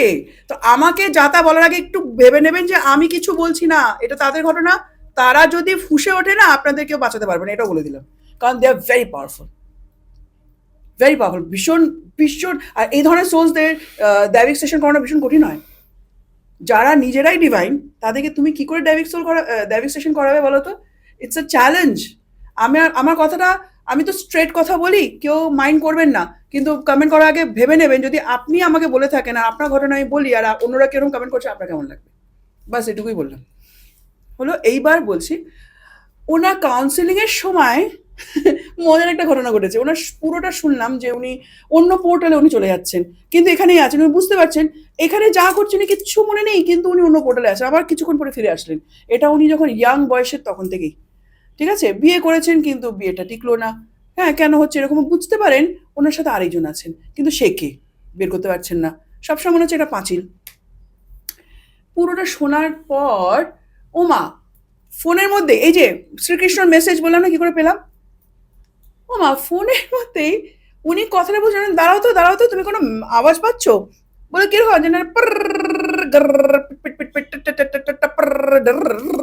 আওয়াজ পাচ্ছ এরকম? বলেন না, আমি কিন্তু পুরো ব্ল্যাঙ্ক। আমি তাহলে একটু চুপ করো, মেসেজ আসছে, তোমার ওয়ার্ল্ড থেকে মেসেজ আসছে, ওয়েট করো। কি আসছে জানি না, কারণ পরা আদি শক্তিমা ডিকোড করে দেবেন বা বাবা ডিকোড করে দেবেন, কিন্তু আগে শুনতে দাও কি বলছে। প্রায় 15 মিনিট মেসেজ এসছে, 15 মিনিট ধরে এরকম আর একটা হালকা আওয়াজ পাচ্ছি, কিন্তু কি ভাষায় কথা বলছে জানি না। ঠিক আছে, 15 মিনিট ধরে শুনলাম। আমি শুধু পরা আদি শক্তিমাকে বলছিলাম, please decode me what they are saying, I don't know their language. হ্যাঁ, কারণ একটা মানুষ, আমি ধরো মাঝখানে দাঁড়িয়ে আছি, একজন এখানে, কেউ যে বার করছে, ডার করছে, তো আমি তো হাসবই না, কি বলছে, রাইট? তো পিট টিক টিক টিক টিক এরকম মানে সিগন্যাল, আর আমাকে ভিশন দিচ্ছে কিনা জানো, তোমার হাই উড়ে গিয়েছে, অনেকক্ষণ ধরে হাই তুলছিলে, হাই উড়ে গিয়েছে তো। হায়ের জন্য না আমার হাসি পাচ্ছে তো। এবার শুরু এই হয়েছে না, আওয়াজগুলো ইট হ্যাজ হ্যাপেন। আর আমি না ভিজনে দেখছি এরকম সিগন্যাল গুলো এরকম এরকম মানে এরকম ভাবে আসছে, আওয়াজের সাথে সাথে এরকম সিগন্যাল সিগন্যাল এরকম আসছে, ঠিক আছে। এরপরে যখন থামলেন আমি বললাম শেষ হয়েছে, কারণ অনেকক্ষণ ওয়েট করেছি। আমারও তো মেসেজ আসতে থাকছে তো ডিভাইন থেকে, যে এটা বলছে এটা বলছে, আরে আমাকে তো মনে রাখতে হবে। ওর ওই দিক থেকে দেখছি আমি একটা পোর্টালের ভিতরে দেখছি একজন কিং বেশে বসে আছেন, মানে পুরো দেখতে পাচ্ছি ফ্রম ডিফারেন্ট প্ল্যানেট, অন্য প্ল্যানেট, প্ল্যানেট ওরায়ন মেবি, বা অন্য কোনো প্ল্যানেট, একদম বসে আছেন এবং আমার দিকে ডিরেক্ট তাকিয়ে আছেন, দেখছেন এবার কি মেসেজ পেয়েছি আমি, ডার পাট পাট পাট পাট কি পেয়েছি কি জানি।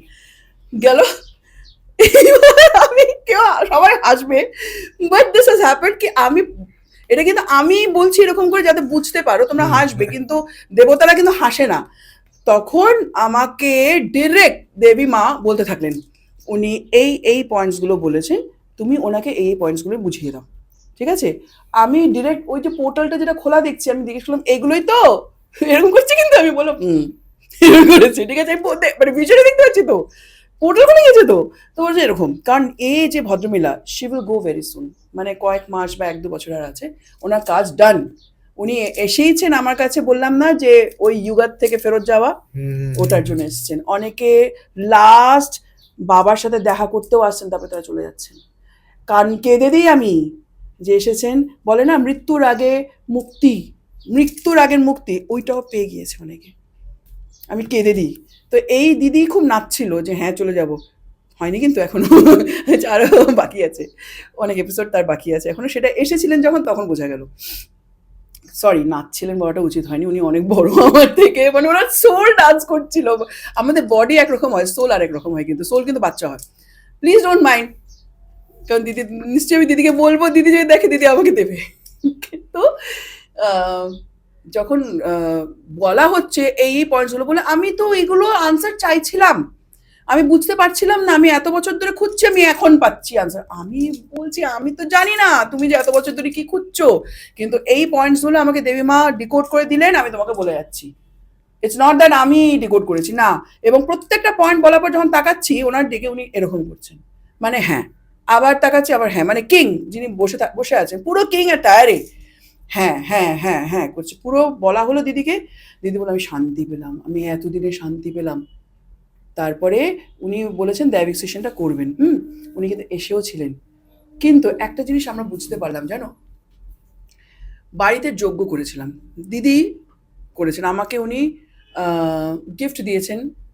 এটা আমাকে ডিরেক্ট মানা করা হচ্ছে, কি দিয়েছেন বলতে মানা করা হচ্ছে। যে গিফটগুলো দিয়েছেন আমার কোনোদিন আমি বাপের জন্মে ভাবিনি যে এরকম গিফট পাবো, এটা বলে দিলাম, ঠিক আছে। ওটা যদি সামলিয়ে রাখতে পারি না, আমার বংশানুক্রমে সবাই পাবে ওটা, পর পর পর পর পর এরকম গিফট পেয়েছি। এটা আদেশ এসেছে তার কাছে যে ওকে দেবে, আদেশ, ঠিক আছে। তো তারপরে দিদি যজ্ঞটা করলেন, দিদি বলে আমি নিজেই বুঝতে পারছি না আমি যজ্ঞটা করলাম কি করে, কি দারুণ করেছে। And she got connected with my father. দিদি বলছে তোমার এই রুমে তোমার বাবা থাকে না? হ্যাঁ, আমার বাবারই তো রুম ছিল এটা, বাবা যখন তখন আসা যাওয়া করে। বলে না উনি আছেন। আর আমি, তাই? জিজ্ঞেস করো তো বাবাকে, বাবার কেমন লাগছে এখানে যজ্ঞের ব্যবস্থা করেছি। বলে হাসছেন, কিন্তু বাবার ছবি আছে শুধু। এবং she literally interacted with my father, literally interacted. পরে যখন দিদি চলে যাচ্ছে, বাবা আমি বাবাকে জিজ্ঞেস করেছি হু ইজ শি, বলে আমার এক জন্মের মেয়ে, বড় মেয়ে, বড় মেয়ে বলেছে। আরেকজনও এসেছিলেন, সেটা তোমার এখানে বলিনি, আরেক জায়গায় বলেছি আরেকটা পডকাস্টে। উনি আসাতে না বাবা এত খুশি হয়েছিলেন যে বাবার এক জন্মের মেয়ে ছিলেন যে ভদ্রমহিলা এসেছেন, এবং কনস্ট্যান্ট বাবার ভাইব্রেশন আমার শরীর থেকে মেয়েটার শরীরে যাচ্ছে, মেয়েটার শরীর থেকে তার বরের শরীরে যাচ্ছে, তার বরের শরীর থেকে তার মেয়ের শরীরে যাচ্ছে, সব ধাক্কা খাচ্ছে। এরকম একটা সোল যখন খুশি হয় না, ওই গুজবাম্পস বা ওই যে আমাদের খাড়া হয়ে যায় না লোম, এটা দিয়ে বুঝিয়ে দেয়। এবং দিদি লিটারালি বাবার সাথে কথা বলে গিয়েছেন, এবং যাওয়ার সময় আমি দেখছি আমার খালি কান্না পাচ্ছে কেন। তো দিদি আমি বললাম মনে হচ্ছে বাবার মন খারাপ হচ্ছে, যাও তো তুমি গিয়ে কথা বলে এসো। তো গিয়েছে, কথা বলেছে, যখন ফিরে এসছে তখন দেখি চোখে জল। এইবার শোনো, আমি যে যে গার টাট টাট টাট এরকম আওয়াজ পেয়েছি, উনি তো কাউন্সেলিং করার পর কয়েকদিন চুপ। তারপরে আমার না খালি ওনাকে মনে পড়ছে, আরে উনি কি একটা মেসেজ পাঠিয়েছিলেন, আমি ভেবেছিলাম কয়েকদিন পরে পড়বো, এত এসএমএস এসছে ওটা কোথায় হারিয়ে গেছে খুঁজে পাচ্ছি না। তো আমি বাবাকে বললাম, বাবা কোনোভাবে ওনার সাথে একটু কানেক্ট করিয়ে দাও প্লিজ, আমি ওনাকে মেসেজটা পড়তে চাই আমি। কি অদ্ভুতভাবে উনি কাউন্সিলিংয়ে উনি স্লট বুক করেছেন, কিন্তু আমি ওনার নাম্বারটাই খুঁজে পাচ্ছি না, শুধু মেসেজ পাঠানোর চেষ্টা করছি থ্রু বাবা। উনি স্লট বুক করেছেন আরেকটা অনলাইন, যে উনি আমাকে বলবেন কি হয়েছে তারপরে। উনি যখন ঘটনা বলা শুরু করছেন তখন কিন্তু আমি মনে করতে পাইনি ওনাকে। কিছুটা এগোনোর পর যে বলছে আমি হাঁটছি আরেকটা ওয়ার্ল্ডে, যেন হাঁটছি মনে হচ্ছে, আমি বলি আরে তুমি, তখনই ইট ইজ ইউ, আমি তোমাকে খুঁজছিলাম পুরো এই এসএমএস এর মধ্যে, খুঁজে পাচ্ছি না। আর আমি জানি তুমি একটা কি পাঠিয়েছিলে আমাকে, সেটাও খুঁজে পাচ্ছি না। আমি বাবাকে বলছি তোমাকে যাতে বাবা নক করেন, যে আমি তোমার সাথে কথা বাকি আছে, আমি মানে রেস্টলেস হয়ে গিয়েছি আমি। তুমি বুকিং করে চলে এসছো, দেখো বাবা তোমাকে এভাবে টেনে আনলো। তখন উনি বললেন যে কয়েকদিন আগে উনি যখন রাত্রিবেলা শুয়েছেন, উনি বুঝতে পারছেন, শুয়েছেন না মেডিটেশনে, তখন বুঝতে পারছেন মাথার পিছন থেকে ওই ধরনের আওয়াজ বেরোচ্ছে, মানে এই যে এই জায়গাটা থেকে ওই ধরনের আওয়াজ বেরোচ্ছে, গর গর বলে খুব রাগন্ত একটা আওয়াজ বেরোচ্ছে, কিন্তু বুঝতে পারছি না কেন রেগে আছে। মানে বিড়াল যখন রেগে যায় যেমন। হ্যাঁ, আর আর ওটাও ঠিক যাই না, কিন্তু গর একটা অন্য ভিন্ন প্ল্যানেটের ভিন্ন ভাষা, যেটা আমি ওই দিন ওরকম বলেছিলাম ওটার সাথে মিলেছে, কিন্তু তখন কিন্তু আমি কিছুই জানি না, কিন্তু আওয়াজ বেরোচ্ছে, মানে ওনাকে ডিকোড করতে উনি পারছেন না। আর কেন পারছেন না সেটাই বোধ হয় ওনার প্রবলেম। তখন আমি বলেছিলাম যে তোমার হায়ার সেলফ, তোমার মানে টুইন ফ্লেম, টুইন ফ্লেম তোমার বডির মধ্যেই আছে, কিন্তু তুমি ডিকোড করতে পারছো না বলে বোধ হয় রাগ উঠছে, সামথিং লাইক দ্যাট। উনি এসেছিলেন, কিন্তু একটা জিনিস আমরা বুঝতে পারলাম, যেদিন যজ্ঞ করা হয় না সেদিন দৈবিক সেশন হবে না। কারণ যেদিন যজ্ঞ হলো সকালে, সকালে না, সন্ধেবেলায় হয়েছে, রাত্রিবেলায় বলেছিলাম দিদি রাত্রিবেলা আমি দৈবিক সেশন করবো, যথেষ্ট ট্রাই করে গিয়েছে, হয়নি। বড় কোনো জিনিস, স্পিরিচুয়াল কোনো জিনিস বাড়িতে হলে সেই দিনে আরেকটা করতে নেই, এটা পুরো লাইফ দেখে শিখলাম। বাবা কিন্তু আমাকে বলেনি, এত যে বাবার সাথে আমি কানেক্টেড, বাবা কিন্তু আমাকে কিভাবে নলেজটা দিল বুঝলি এবার, এক পুরো মানে এনার্জিটা গিয়েও হচ্ছে না। পরের দিন সকালে আমি আবার উনি তো সেদিন চলে যাবেন, যতটুকু পেরেছি আমি বলছি দিদি মেডিটেশনে বসে আমি দেখি। তো উনি বলছেন দেখো আমি দেখলাম কিন্তু আমি এগোতে পারছি না, এই দেওয়ালটা তুলতে হবে। পরে উনি বললেন যে আমার থার্ড আই, আমরা জানি এখানে না, ওনার শরীরে বিভিন্ন বিভিন্ন জায়গায় থার্ড আই ছড়িয়ে আছে, বিভিন্ন জায়গায়। তখন নমস্কার, আমি রিনিতা। আমি রিসেন্টলি বাবার থেকে পারমিশন পেয়েছি মহাদেবজির কাছ থেকে, যে আমি 7 চাকরা মেডিটেশন কোর্স হিসেবে করাতে পারি। তো অনেকের ইচ্ছে ছিল আমার কাছে 7 চাকরা মেডিটেশনের কোর্স করার। আমি তাদের জন্য বলছি যে তোমরা বা আপনারা যদি ইচ্ছুক হন, তাহলে আমার যে নাম্বারটা যেটা স্ক্রিনে দেওয়া আছে সেই নাম্বারে যোগাযোগ করবেন। আর তারপরে আমি যখন ক্লাসেস শুরু করবো আপনাদের সাথে কন্ট্যাক্ট করে নেব। আপনারা শিখবেন, একটা জার্নিতে আপনারাও থাকবেন, আমিও থাকবো, এবং সুন্দরভাবে ডিভাইনকে পাওয়া হবে থ্রু চাকরাস। Thank you. ওনারই দেওয়া গিফটটা আমি হাতের কাছে নিয়ে ওনার কপালে ঠেকিয়ে বললাম যে যত জায়গায় চোখের ভাইব্রেশন সব এক জায়গায় আসুক।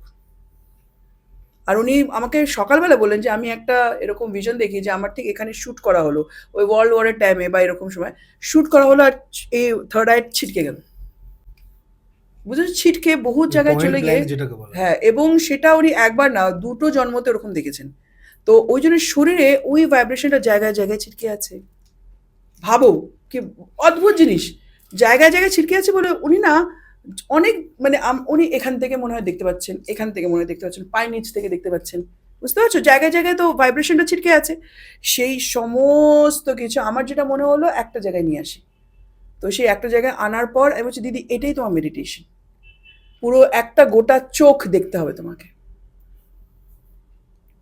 ওই সব চোখগুলো আমি দেখছি ধীরে ধীরে ধীরে ধীরে মিঙ্গলড হয়ে এখানে আসছে। ভাবো কি অদ্ভুত জিনিস না, এটা কোথা থেকে শিখেছি? কিচ্ছু শিখিনি, কোথার থেকেও শিখিনি, বাবার থেকে শিখছি। ভিশন দিয়ে দিচ্ছে।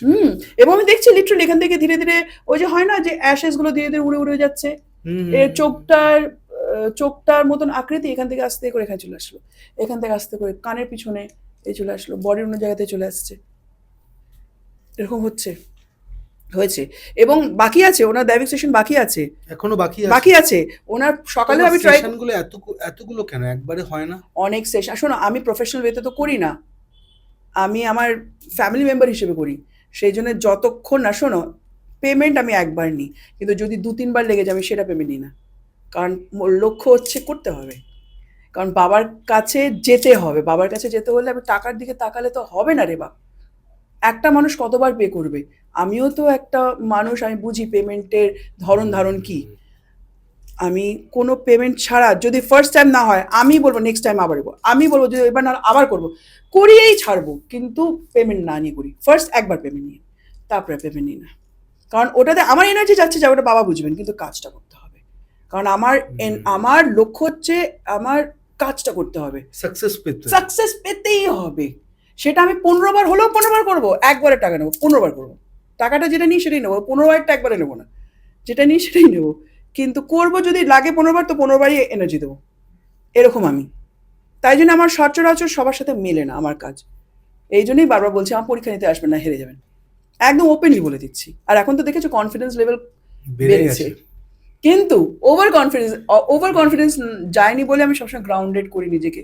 কখনো আমিত্বতে যাব না, শুধু বলে দিই পথটা, বলে দিই। আমিত্ব একটা জায়গায় আসবে না, কিন্তু বলে দিচ্ছি পথটা ব্যালেন্স থেকে, ভেরি ইম্পর্টেন্ট। কেমন লাগছে? হেভি হেভি, অনেক কিছু জানতে পারছি। মানে মাঝে মাঝে ওনারটা বাকি আছে, কালকেই ফোন হয়েছে, উনি বলেছেন। একটা জিনিস আমি দাদা তোমাকে জিজ্ঞেস করবো, যেটা হচ্ছে তুমি এর আগে একটা পডকাস্টে তুমি দেখেছিলে একজনের সেম একটা প্রবলেম হয়েছিল, মনে আছে? মেডিটেশন করতে গিয়ে তুমি ওনার একটা স্পিরিচুয়াল জার্নিতে তুমি ঢুকে গেছিলে, যার ফলে ওনার যে ব্লকেজগুলো তুমি তোমার ভেতরে পাচ্ছিলে, যার জন্য তোমার এখনো মাঝে মাঝে শরীরটা খারাপ হয়, ঠিক আছে? দিদি, এটা কি অনেকেরই হয় নাকি? অনেকের। তো ওনার একটু বেশি পাওয়ারফুল ছিল, এনার সোলই আলাদা। আচ্ছা, ওনার, হ্যাঁ, দেখো, বাবা তো ওই রকমই সোল পাঠায় যারা আর কি সেই লেভেলের। কারণ আমি ম্যানিফেস্ট ওটাই করে রেখেছি, আমি হাই হ্যালো করতে বসিনি। প্রথমেই বলে দিয়েছিলাম তোমাকে যে হাই হ্যালো করতে বসিনি, কোনো ফোন হাই হ্যালো করতেও আসে না। একদম অদ্ভুত অদ্ভুত চ্যালেঞ্জেস বাবা থ্রো করে দেয়। যে একটা বলেছিলাম কাউন্সিলিং এর থ্রু দিয়ে ঘোর তান্ত্রিক কাজ হয়ে গিয়েছিল। হ্যাঁ, ওটাই তো।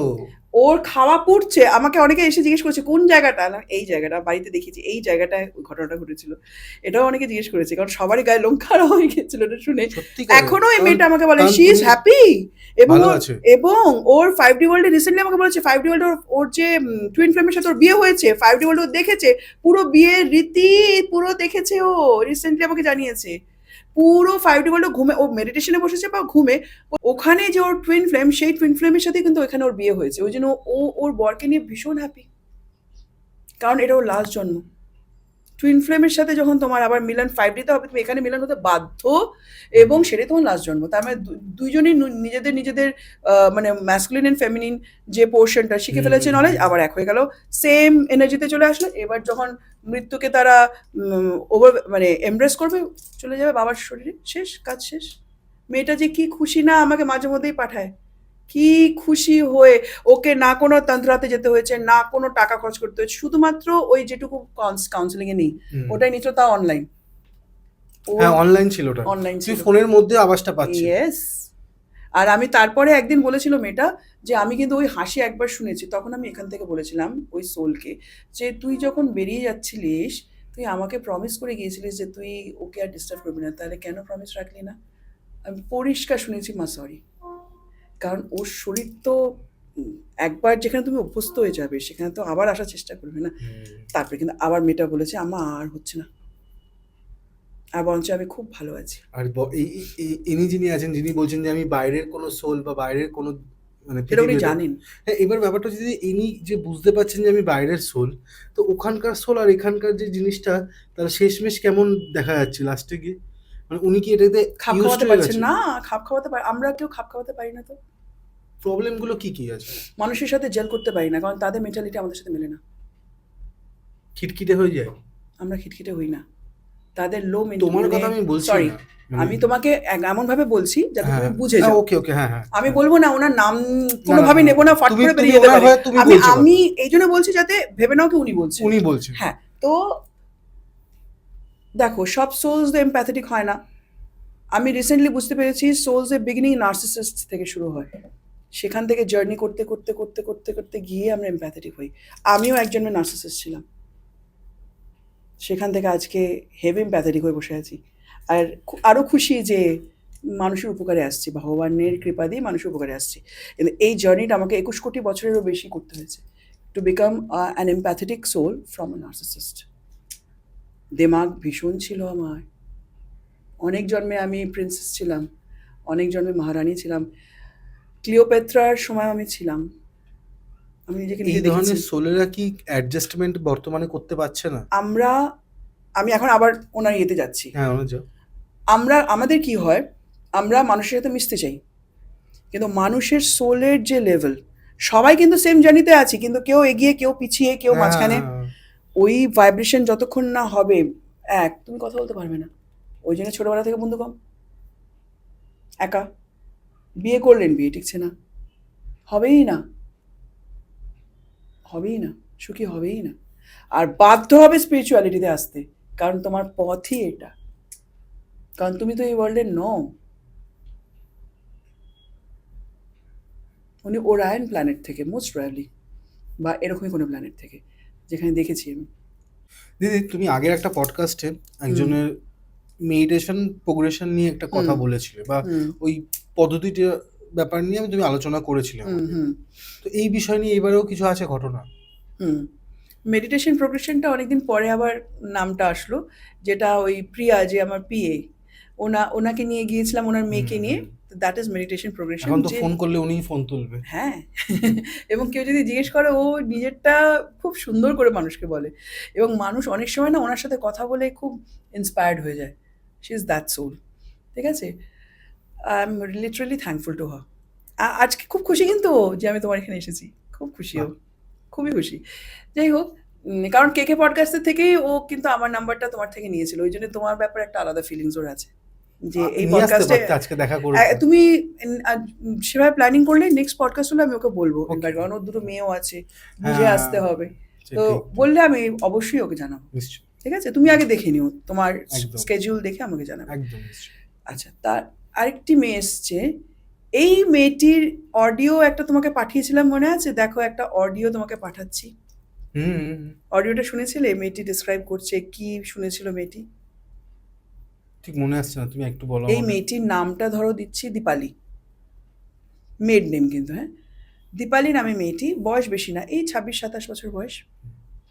তো দীপালি আমাকে নক যখন করে, তো আমি বলেছি ঠিক আছে, তুমি দেখো প্রিয়া কি বলছে, হ্যাঁ ওর থেকে নিয়ে নাও, যেভাবে ওর নাম্বারটা আমি দিয়ে দিয়েছি।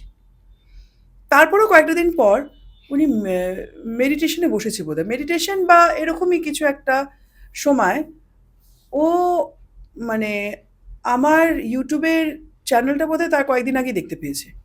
ও খুব ডিস্টার্ব ছিল, কয়েকদিন আগে দেখতে পেয়েছে। তারপরে আবার হয় না, দেখলাম, তারপরে আবার অন্য চিন্তায় চলে গেলাম। তোমাকে আমি অডিওটা পাঠিয়েছি, তুমি খেয়াল করনি বোধহয়, আমি আবার ওর থেকে চেয়ে আবার পাঠাবো। কয়েকদিনের মধ্যেই ওর মধ্যে একটা প্রশ্ন চলছিল যে আমার এই প্রবলেম থেকে আমাকে কে বের করবে, কেন আমি প্রবলেমের মধ্যে পড়ে আছি, কে বের করবে আমাকে। বললো, দিদি তুমি বিলিভ করবে না, যেটা ওর অডিওতে আছে, যে আমি সেই মুহূর্তে বোধহয় ও বাবারই ছবি দেখছিল, মানে কোনো ছবি, বললো কানের পাশে আমি আওয়াজ পাচ্ছি, রিনিতা রিনিতা রিনিতা, 3-4 বার। বললো আমি ভালো করে শুনলাম, দেখি তো কি শুনছি, পরিষ্কার পেলাম রিনিতা রিনিতা রিনিতা এরকম আওয়াজ। আর তখনই দেখি যে পপ আপ হলো একটা নোটিফিকেশনে, যে মহাদেবজি একটা মেসেজ দিচ্ছে, as if you come, I am the solution. মানে আমি না, মহাদেবজির ওর মাথায় আসছিল যে যাবো কি যাবো না, ওই পপ আপ হলো মহাদেবজির ছবি দিয়ে, কাম, আই এম দ্য সলিউশন, এরকম কিছু একটা লেখা উঠে এসছে। বললাম আমি আর দেরি করিনি, আমি বুঝে গিয়েছি বাবা ইন্ডিকেশনস দিয়ে দিচ্ছেন। আমি খুশি হয়েছি, আইসাস আমার নাম মহাদেবজির মুখে আমার নামের উচ্চারণ হচ্ছে, সেটা আমার বিশাল পাওয়া। ও যে আসবে সেটা তো খুবই ভালো, কিন্তু তার আগে যেটা বলেছে সেটা তো আরো ভালো, that yes I am connected. এটা তো কনফার্মেশনই হয় যে আমি তার সাথে কানেক্টেড। অনেকে লিখেছিল না যে ও বাবার সাথে না, অন্য কার সাথে কানেক্টেড, হ্যানা ত্যানা। তাহলে এইটা তো আমি বলিনি, এটা তো মেয়েটা আমাকে পাঠাচ্ছে। তো এটা কি, ওকেও কি টাকা খাইয়েছি আমি? Anyways, jokes apart. তারপরে মেয়েটা এসছে যখন না, এসে এত কিউট, আমি ওকে দেখে না ফার্স্টে, কারণ পবিত্র আত্মা হতেই হবে, কারণ মহাদেবজির আওয়াজ যে শুনতে পায় সে তো পবিত্র আত্মাই। এসে আমি দেখলাম আরে আমার টিনেজ টাইমটা যেন আমি দেখতে পাচ্ছি, এত কিউট, এত ইনোসেন্ট, ইনোসেন্ট হতেই হবে, নাহলে তুমি স্পিরিচুয়ালিটিতে আসতে পারবে না। তো মেয়েটা এসে বসলো, আমি বললাম একটু সময় দাও, আমি কাউন্সিলিংয়ে বসবো, আমাকে একটু সময় দাও। ও কিন্তু সময় দিয়েছে আমাকে, সেদিনও 7 ঘন্টা ছিল আমার বাড়িতে, 7 থেকে 8 ঘন্টা ছিল। দুপুরের আগে, সকাল থেকে বসেছি, কাউন্সিলিংয়ের আগে আমার একটু দেরি হয়ে গেছিলো, কিন্তু কাউন্সিলিংয়ের পর থেকে মেডিটেশন প্রোগ্রেশন সব মিলিয়ে 7-8 ঘন্টা। আমি বললাম না, I am not a professional person. আর ও চলে যাওয়ার পর আমি একদম ঝিমিয়ে গিয়েছিলাম, কারণ ফুল এনার্জি, আর কিছু ছিল না অনেক এনার্জি ড্রেন আউট হয় তো। একদম। কিন্তু কাজটা করতেই হবে, ওটাই তো আমার লক্ষ্য। আর আমি প্রচণ্ড জেদি, যতক্ষণ না হবে আমি করেই যাবো, তুমি হাঁপিয়ে যাবে, আমি করেই যাবো, করেই যাবো, করেই যাবো, করতেই হবে। I am like this. যদি ইন্টারেস্ট পেয়ে যাই, আর যদি ইন্টারেস্ট না পাই ঘুরেও তাকাবো না, এটাই আমি এক্সট্রিমিস্ট। আমি ভালোবাসতে জানি, কিন্তু আমি তেলাতে জানি না, এটাই প্রবলেম। ঠিক আছে, তো আমি ভালোবেসে এগোচ্ছি। তো মেয়েটাকে নিয়ে যখন কাউন্সিলিংয়ে বসলাম, ওর পার্সোনাল লাইফ ম্যাটার্স অত আমি বলছি না এখন, ঠিক আছে, পার্সোনাল লাইফ ম্যাটার্স ট্যাটার্স সব বললো আমাকে। তারপরে যে ছেলেটির সাথে ও কানেক্টেড হয়েছে সে তার থেকে বয়সে কিছুটা বড়, উম, অনেকটাই বড়, কিন্তু বলে আমি ওনার সাথেই আমি কানেকশন ফিল করি, হ্যাঁ, অন্য কিছু না, এই সেই ওই সব বললো। তারপর আমি বললাম আমি বাবার থেকে বারবার ইঙ্গিত পাচ্ছি তোমার মেডিটেশন প্রোগ্রেশনটা করানো দরকার, কিন্তু তুমি তো বারবার আসতে পারবে না, ওর বাড়িতে না জানিয়ে এসছে, কিন্তু না জানিয়ে মানে অন্য জায়গায় যাচ্ছি করে এখানে এসছে। হয় না অনেক সময়, এই যে মানে বিয়ে হয়নি, আমরা দেখেছি এরকম যে বাবা ওখানে যাচ্ছি, যাচ্ছি আরেক দিকে, তো এই আর কি, জানায়নি। তো বললো ঠিক আছে, কোনো ফোন কল যেন না আসে। আমি বললাম, ঠিক আছে বাবাকে বলে দাও কোনো ফোন কল যেন না আসে তোমার, যতক্ষণ মেডিটেশন প্রোগ্রেশন করাবো। ওর কাউন্সিলিং করতে 2-3 ঘন্টা লেগে গিয়েছিল আমার, তখনই প্রায় 2-3টে বেজে গিয়েছে। তারপরে একটু খাওয়ালাম দাওয়ালাম, আমার বাচ্চার জন্য যা আনিয়েছি ওর জন্য তাই আনিয়েছি, খেলো টেলো। তারপরে মেডিটেশন প্রোগ্রেশনে বসলাম। বেশি সময় লাগেনি, কারণ এরা অলরেডি কিন্তু ডিভাইন সোল। ওখানে দেখলাম ওকে নিয়ে শ্রী রামচন্দ্র যে জায়গাটা যেখানে লবকুশ বড় হয়েছে না, হুম। আম, অযোধ্যা। না, কুরুক্ষেত্রের আশেপাশে। হ্যাঁ। এটা হচ্ছে যেখানে দেহ ত্যাগ করেন দেবী সীতা মাইয়া, হুম। ওই জায়গাটার নামটা কি, ওটা একটা আশ্রম, বাল্মীকিজির আশ্রম। হুম। হুম, আমি ওই ভুলে গেছি আশ্রমে দাদা, আমি দেখেছি, ভুলে ও গেছি এটা। ওই আশ্রমে। এবং আমি বললাম তুমি যখন নিজেকে ওই আশ্রমে দেখছো, কারণ আমি তো কুরুক্ষেত্র ঘুরে এসেছি, আমি তো নিজেও গিয়েছি, তো যে ডেসক্রিপশন দিচ্ছে আমার ভিশনে তো ওই ওই জায়গাটা চলে এসছে। তো আমি বললাম তাহলে তো সীতা মাইয়া তাহলে চলে আসুক, তোমাকে দর্শন দিক। আর তার আগে শ্রী নারায়ণের ভাইব্রেশন খুব আসছিল ওর থেকে, তাহলে তাহলে শ্রী রামচন্দ্র চলে আসুক, তাহলে দেখা হয়ে যায় সবার সাথেই তোমার, এবং ভাইব্রেশনটা তুমি তাদের ব্লেসিংসটা পাও। তখন সীতা মাইয়াকেও দেখেছে, মা এসেছেন বলে, মা এসেছেন বলে ও জোরে কাঁদছে, তখন মা এসেছে, আমি প্রণাম করো গিয়ে। তারপরে আমি ডাকলাম শ্রী রামচন্দ্র, যেখানে মা সেখানে তো বাবা আসবেনি, শ্রী রামচন্দ্র আসবেনি, উনি এসেছেন। দুজনকে প্রণাম করেছে মেয়েটি, করার পরে আমি বলছি দেখো তো একজন ঋষিমুনি এসেছেন, তখন বাল্মীকিজি এসেছেন। হাসি পাচ্ছে আমার, যেগুলো হচ্ছে দেখতে পাচ্ছি, লিটারালি দেখছি, আমি তো দেখছি দেখছি, মেয়েটি তার থেকে বেশি দেখছে। বললাম যাও প্রণাম করো। তারপরে লবকুশকে দেখতে পেয়েছে কিনা আমি বলতে পারছি না, অতটা মনে পড়ছে না আমার, বাট দেন বাল্মীকিজিকে দেখতে পেয়েছি, ইয়েস। এবং ওখানে একটা কুণ্ড আছে যেখানে বাল্মীকিজি যজ্ঞ করতেন, ওই কুণ্ডের ওখানে, কুণ্ড মানে একটা ভিতরে রুমে, ওখানে যজ্ঞ যজ্ঞ করা হয়, কি যে ট্রিমেন্ডাস ভাইব্রেশন ওখানে আমি বুঝেছি। এবং লিটারালি কত যে দেব দেবী কথা বলে ওই জায়গাটা, উম, বেশিক্ষণ থাকা যায় না, প্রচণ্ড পাওয়ারফুল। তো বাল্মীকিজি সাথে ওর কথা হলো। তারপরে দেখো উনি তো কথা বলতে তো আশীর্বাদ করেন, উনি তো গল্প করতে আসেন না, আশীর্বাদ করবেন। এরপরে বলল দিদি আমি মহাদেবকে দেখছি, মহাদেবকে দেখলাম, আসলেন। হ্যাঁ, আলাম এক কাজ করো, তুমি মহাদেব যে এসছেন, তো তুমি তাকে কিছু খেতে দেবে না? যাও পায়েস করেছো, পায়েস এরকম বলি কিন্তু আমরা, এবং সোল দেখতে পাই যে হ্যাঁ করেছে। কিছুটা ব্রেনের উপরে আমরা একটা প্রোগ্রামিং করি, কিন্তু বাকিটা কিন্তু সোল দেখায়। তো আমি বললাম, দেখো তোমার একটা কুটিয়া আছে ওখানে, দেখো। বলে হ্যাঁ আমি দেখতে পাচ্ছি, আমার একটা রুম, কিন্তু মাথাটা নিচু করে ঢুকতে হবে, এটা বলছে ও। ইয়েস, মাথাটা নিচু করে ঢুকতে হবে, ওই ধরনেরই রুম ওখানে। ঠিক আছে। বললো আমি ঢুকেছি, আর মহাদেবজিও মাথা নিচু করে ঢুকলেন, আর দেবী মাও মাথা নিচু করে ঢুকলেন। ঠিক আছে। আমি বসতে বলো, আসন দাও, বসতে বলো। বললো দিয়েছি, বসেছেন। ও কিন্তু কাঁদছে। আর ও না, উম, আমি ওর হাতটা আমি তো মেডিটেশন প্রফেশনে হাতটা যেরকম আগেও বলেছি রিঙ্গা রিঙ্গা রোজেসের মতন যেন ধরে রাখে, আমি ধরে রেখেছি। নমস্কার, আমি রিনিতা।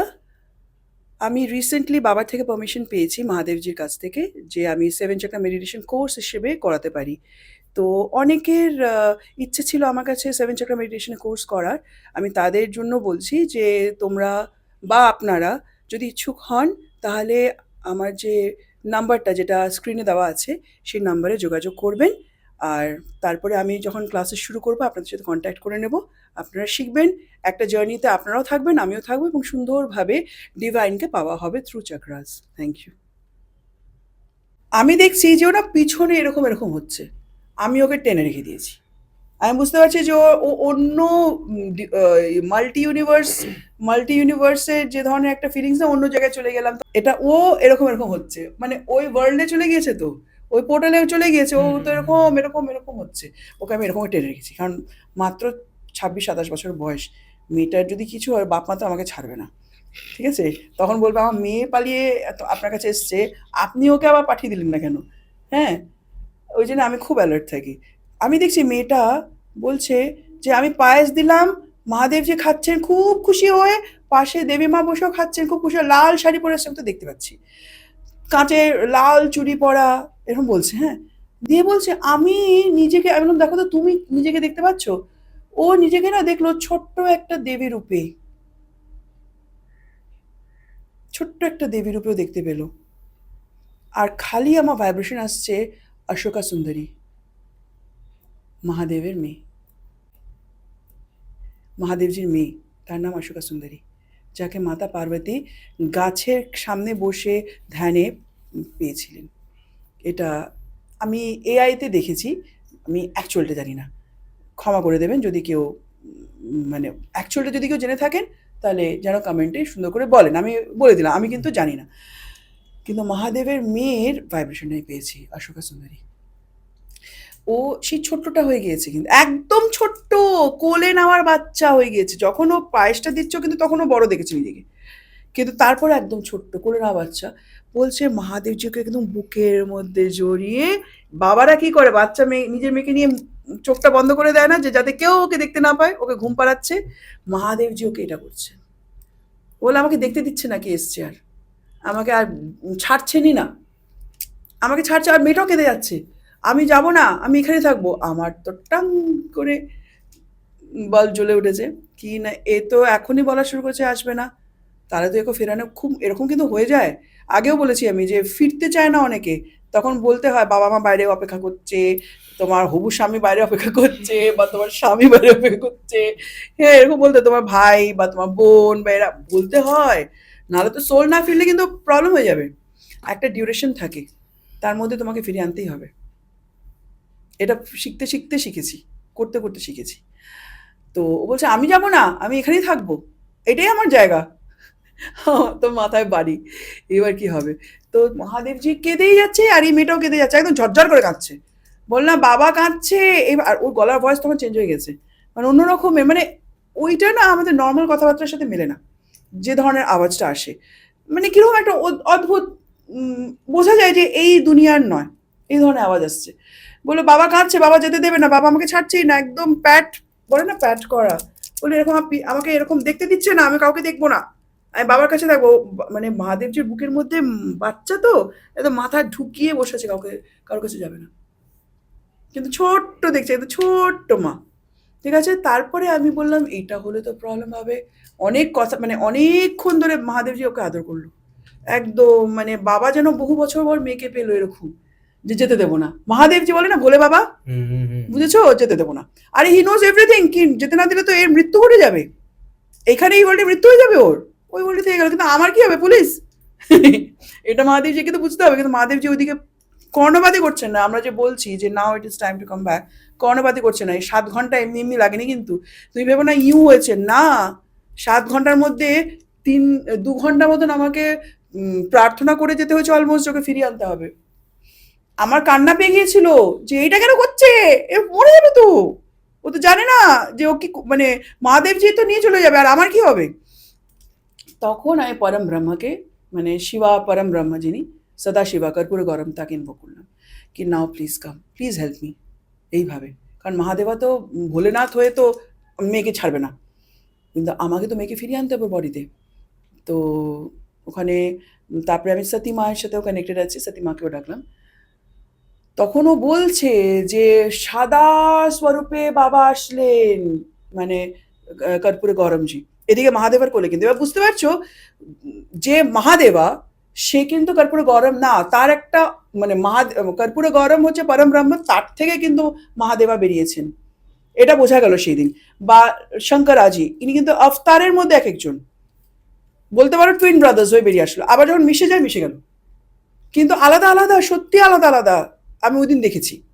মেয়েটি বলছে যে পরম ব্রহ্মে আসলেন, সদাশিবা বাবা আসলেন, দাঁড়িয়ে আছেন, এবং পাশে সতী মাও দাঁড়িয়ে আছেন, এবং এক্সপ্রেস ল্যাভেন্ডার কালারের ঘাগরা পরে আছে সতী মা, বলেছেন আমাকে ল্যাভেন্ডার কালারের ঘাগরা এবং সাদা দোপাট্টা ওড়না জড়িয়ে আছেন, আমাকে কোলে নিলেন। এটাও বলছে আমাকে কোলে নিলেন, আদর করছেন আমাকে, সবাই কোলে নিচ্ছে মেয়েটিকে। মানে মেয়েটি কে? অশোকা সুন্দরী মনুষ্য রূপে জন্ম নিয়েছে এবং মা কালীর সাথে ভীষণ কানেক্টেড মেয়েটি। সবাই মেয়েটিকে খালি কোলেই নিচ্ছে, কেউ ছাড়ছে না ওকে। আমার তো মাথা ঘুরছে যে আমাকে তোকে ফেরোতে হবে, কিরে অনেকক্ষণ হয়ে গিয়েছে। আর মেয়েটা না এরকম টলছে, পিছন দিকে যাচ্ছে, এরকম করে টলছে, আর এরকম এরকম এরকম, কিন্তু ওই আজগুবি কথা বলছে না, কিন্তু টলছে। আমি বুঝতে পারছি ও অন্য রিলমে আছে, কারণ আমিও তো দেখতে পাচ্ছি তাকে। আমার লেগেছে ভয়। তখন আমি সদাশিবাকে বলি কি প্লিজ হেল্প হার, ওকে ছেড়ে দে, ওকে ছেড়ে দে, ওকে নিয়ে আসতেই হবে, ওটা আমার দায়িত্ব, আমাকে আমার দায়িত্ব করতে দে। বাবার সাথে মেয়ের তো দেখা হলো, অনেকক্ষণ তো কোলে রাখলেন, এবং সবার আদর পেয়েছে, ব্লেসিংস পেয়েছে, এখানে আদর পাচ্ছে, ব্লেসিংস না আদর পাচ্ছে, নিজের মেয়েকে পেলেন বাবা। এইবার ভাবো যে বাবাটা কিরকম, মানে কাঁদছে, মহাদেবা কাঁদছে ঝরঝর করে, আর মেয়েটাও কাঁদছে। মহাদেবা যে কাঁদছে সেটা মেয়েটা বলে যাচ্ছে আমাকে যে কাঁদছে, বাবা কাঁদছে, দেখতে পাচ্ছ না বাবা কাঁদছে, আরে আমার উপর হাত দেখিয়ে দিচ্ছে। তখন তো বুঝতে হয় যে এখনই আনা যাবে না, আগে থাক বাবা, বাবা আর মেয়ের রিউনিয়ন হয়েছে, একটু থাক এটুকুন। বাবা আমি বললে আমাকে এক টাস করে মেরে দেবে, তখন আমার কি হবে যে আমার। আর এটাতে অনেক রকম প্রবলেমও হতে পারে। হ্যাঁ, তুমি যদি তাকে ফাট করে না, ওই ওর কনসিয়াস বডি ছেড়ে দেবে, করে দাও, বডি ছেড়ে দেবে, পুরো পড়ে গেল বডি, তখন কি হবে? বডি ছেড়ে দেবে যে বডি ছেড়ে দেয়। থাকবই না, যা। হ্যাঁ, কারণ যখন সোল নিজের জায়গায় চলে যায়, ওর তো তখন আর টান নেই। কারণ সোলের কি, সোল তো ওখান থেকে এসছে, তো ওখানেই যাবে, ওখানেই যাবে। ও তো আমার কাজটা কি ফিরিয়ে নিয়ে যাওয়া, যারা ওখান থেকে বিলং করতে ছিটকে এসছে তাদের পৌঁছে দেওয়া। পৌঁছে তো দিয়েছি, মহাদেবজি মেয়েকে মহাদেবজি কোলে দিয়ে দেওয়া যায়, মহাদেবজি ছাড়ে না, ছাড়বো না, মেয়েকে যেতে দেবো না। কান্নাকাটি, মহাদেবজি কেঁদে যাচ্ছে মেয়েকে জড়িয়ে, আর মেয়েটিও কেঁদে যাচ্ছে, বাবাকে ছাড়বো না। তখন বাধ্য হয়েছি আমি যে না, আমাকে বাঁচাতে হবে ওকে, এ তো বড্ড ভুল কাজ হয়ে গিয়েছে। আমার তখন মনে হচ্ছে ভুল কাজ হয়ে গিয়েছে, এই তো আমি ভাবিনি এরকম হবে। আর মহাদেবা দেখো কিরকম চালু চালু, বাবা, হ্যাঁ এইভাবে বলা উচিত, তাই রাগ উঠেছিল আমার, রাগ উঠেছিল যে আমাকে দিয়ে, আমার ঘাড়ে বন্দুক রেখে নিজের মেয়েকে নিয়ে আমাকে ফাঁসাচ্ছ, বা বাবা ভেরি গুড। তো আমি তখন কর্পূরে গরমকে ডাকলাম যে বাবা, যার সাথে আমি কানেক্টেড, এই যে বাবা বলে, এটা বলার দরকার ছিল না, একদম ডিরেক্ট বললেন, আই এম সরি, কিন্তু আমি বলে দিয়েছি। কর্পূরে গরমজিকে বললাম যে বাবা প্লিজ হেল্প মি, আমি পুলিশে যেতে চাই না, ফেরা, প্লিজ ফিরিয়ে দে। হে দেবী মা, সতীমা পাশে দাঁড়িয়ে আছেন, আমি বলছি প্লিজ হেল্প মি, ওকে ফেরা, ওকে ফেরা। মহাদেবজিকে বোঝা, মহাদেবজিকে একমাত্র বাবা বোঝাতে পারবেন, আর কেউ পারবেন না।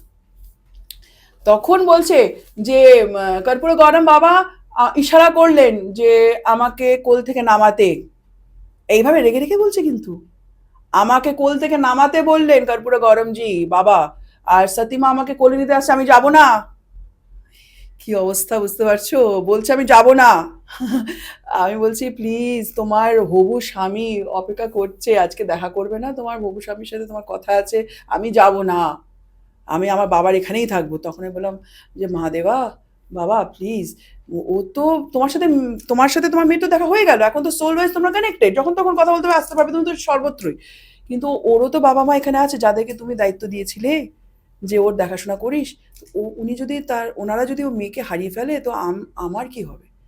আমি তো আমার ছোট একটা বাচ্চাকে নিয়ে আছি ভাই, আমি তাহলে কি পাপ করলাম? ওয়ের আই এম রং?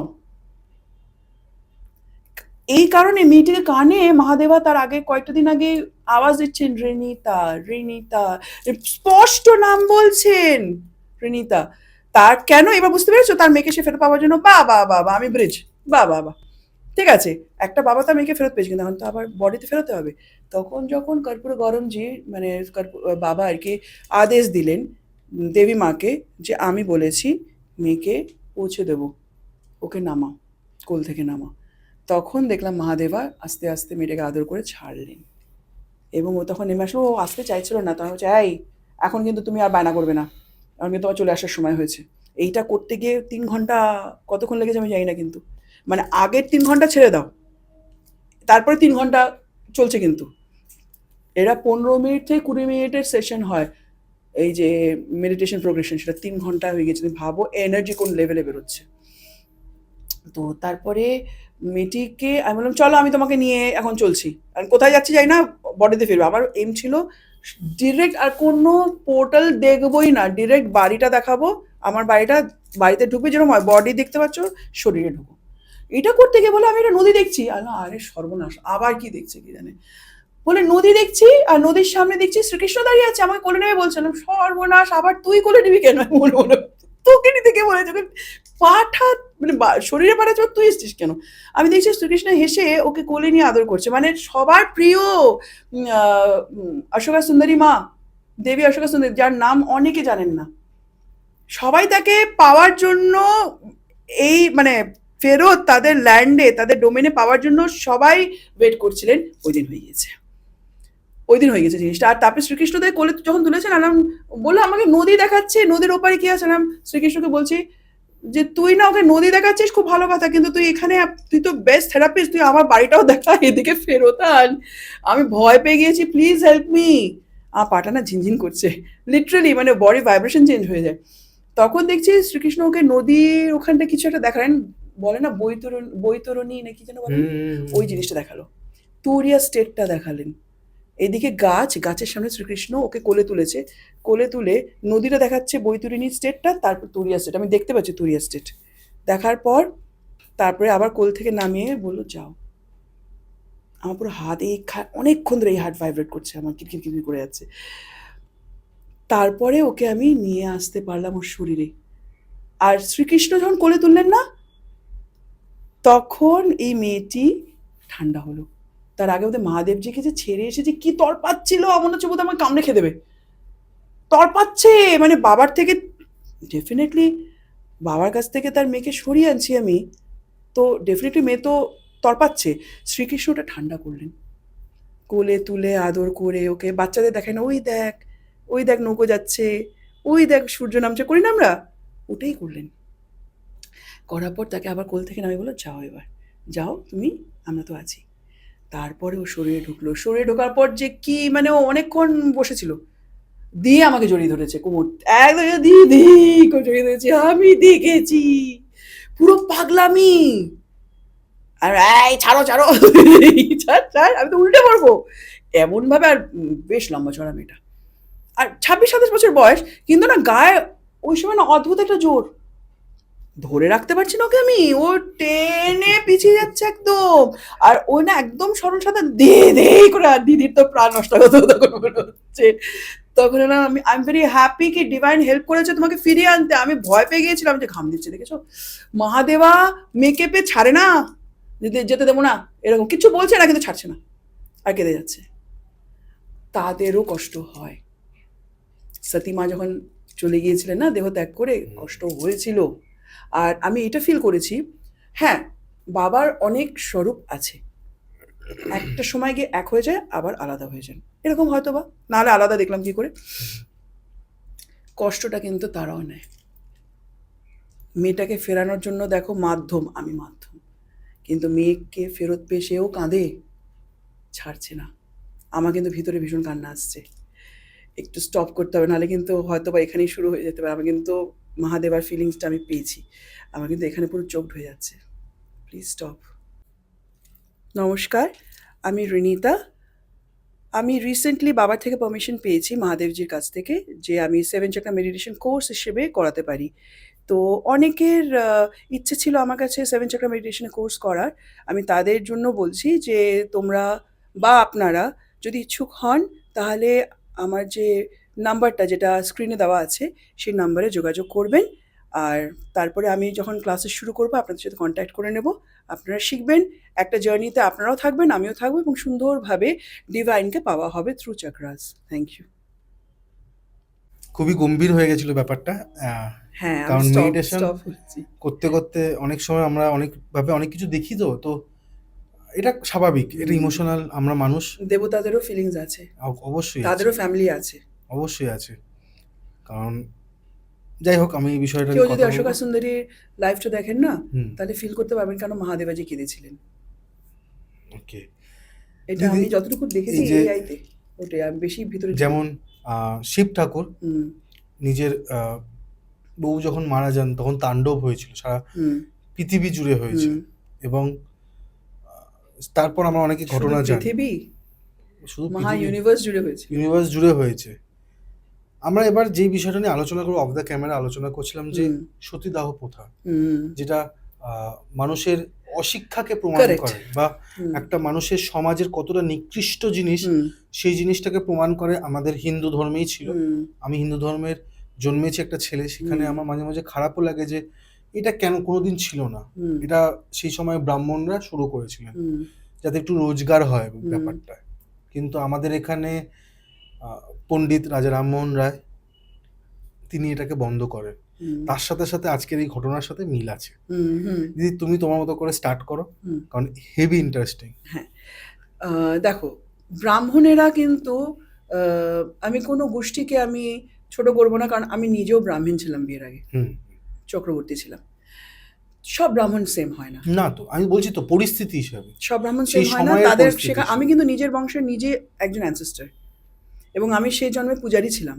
এবং আমার সাথে কি হয়েছিল সেটা আমি দেখেছিলাম। তখন শপথ নিয়েছিলাম যে আমি আসবো, কিন্তু আমি রিলিজিয়াস হব না, স্পিরিচুয়াল হব। আমি কিন্তু স্পিরিচুয়াল, আমি রিলিজিয়াস নই। রেসপেক্ট করি, কিন্তু মন্দিরে বসে থাকি না। আমি কিন্তু ওই যে প্রতিজ্ঞাটা নিয়েছিলেন মৃত্যুর সময়, সেই এনার্জি কিন্তু আমার মধ্যে আছে। নিজের বংশের নিজেই আমি অ্যানসেস্টার, এটা কিন্তু অনেকেরই হয়। আমি দেখে ফেলেছি যে কি হয়েছে কি না হয়েছে, সব অনেক কিছু। হুম, কারণ বাবা ওই কৃপাটা করেছেন আমাকে। এবং তারপরে ডক্টর তৃপ্তি যেন কিন্তু নিজের বংশেরই অ্যানসেস্টার। রিসেন্টলি আমি দেখেছি উনি এফবিতে দিয়েছেন, তখন আমি খুব লাফি লাফি লিখেছি, আমিও আমার বংশের অ্যানসেস্টার ম্যাম, আমিও পেয়েছি।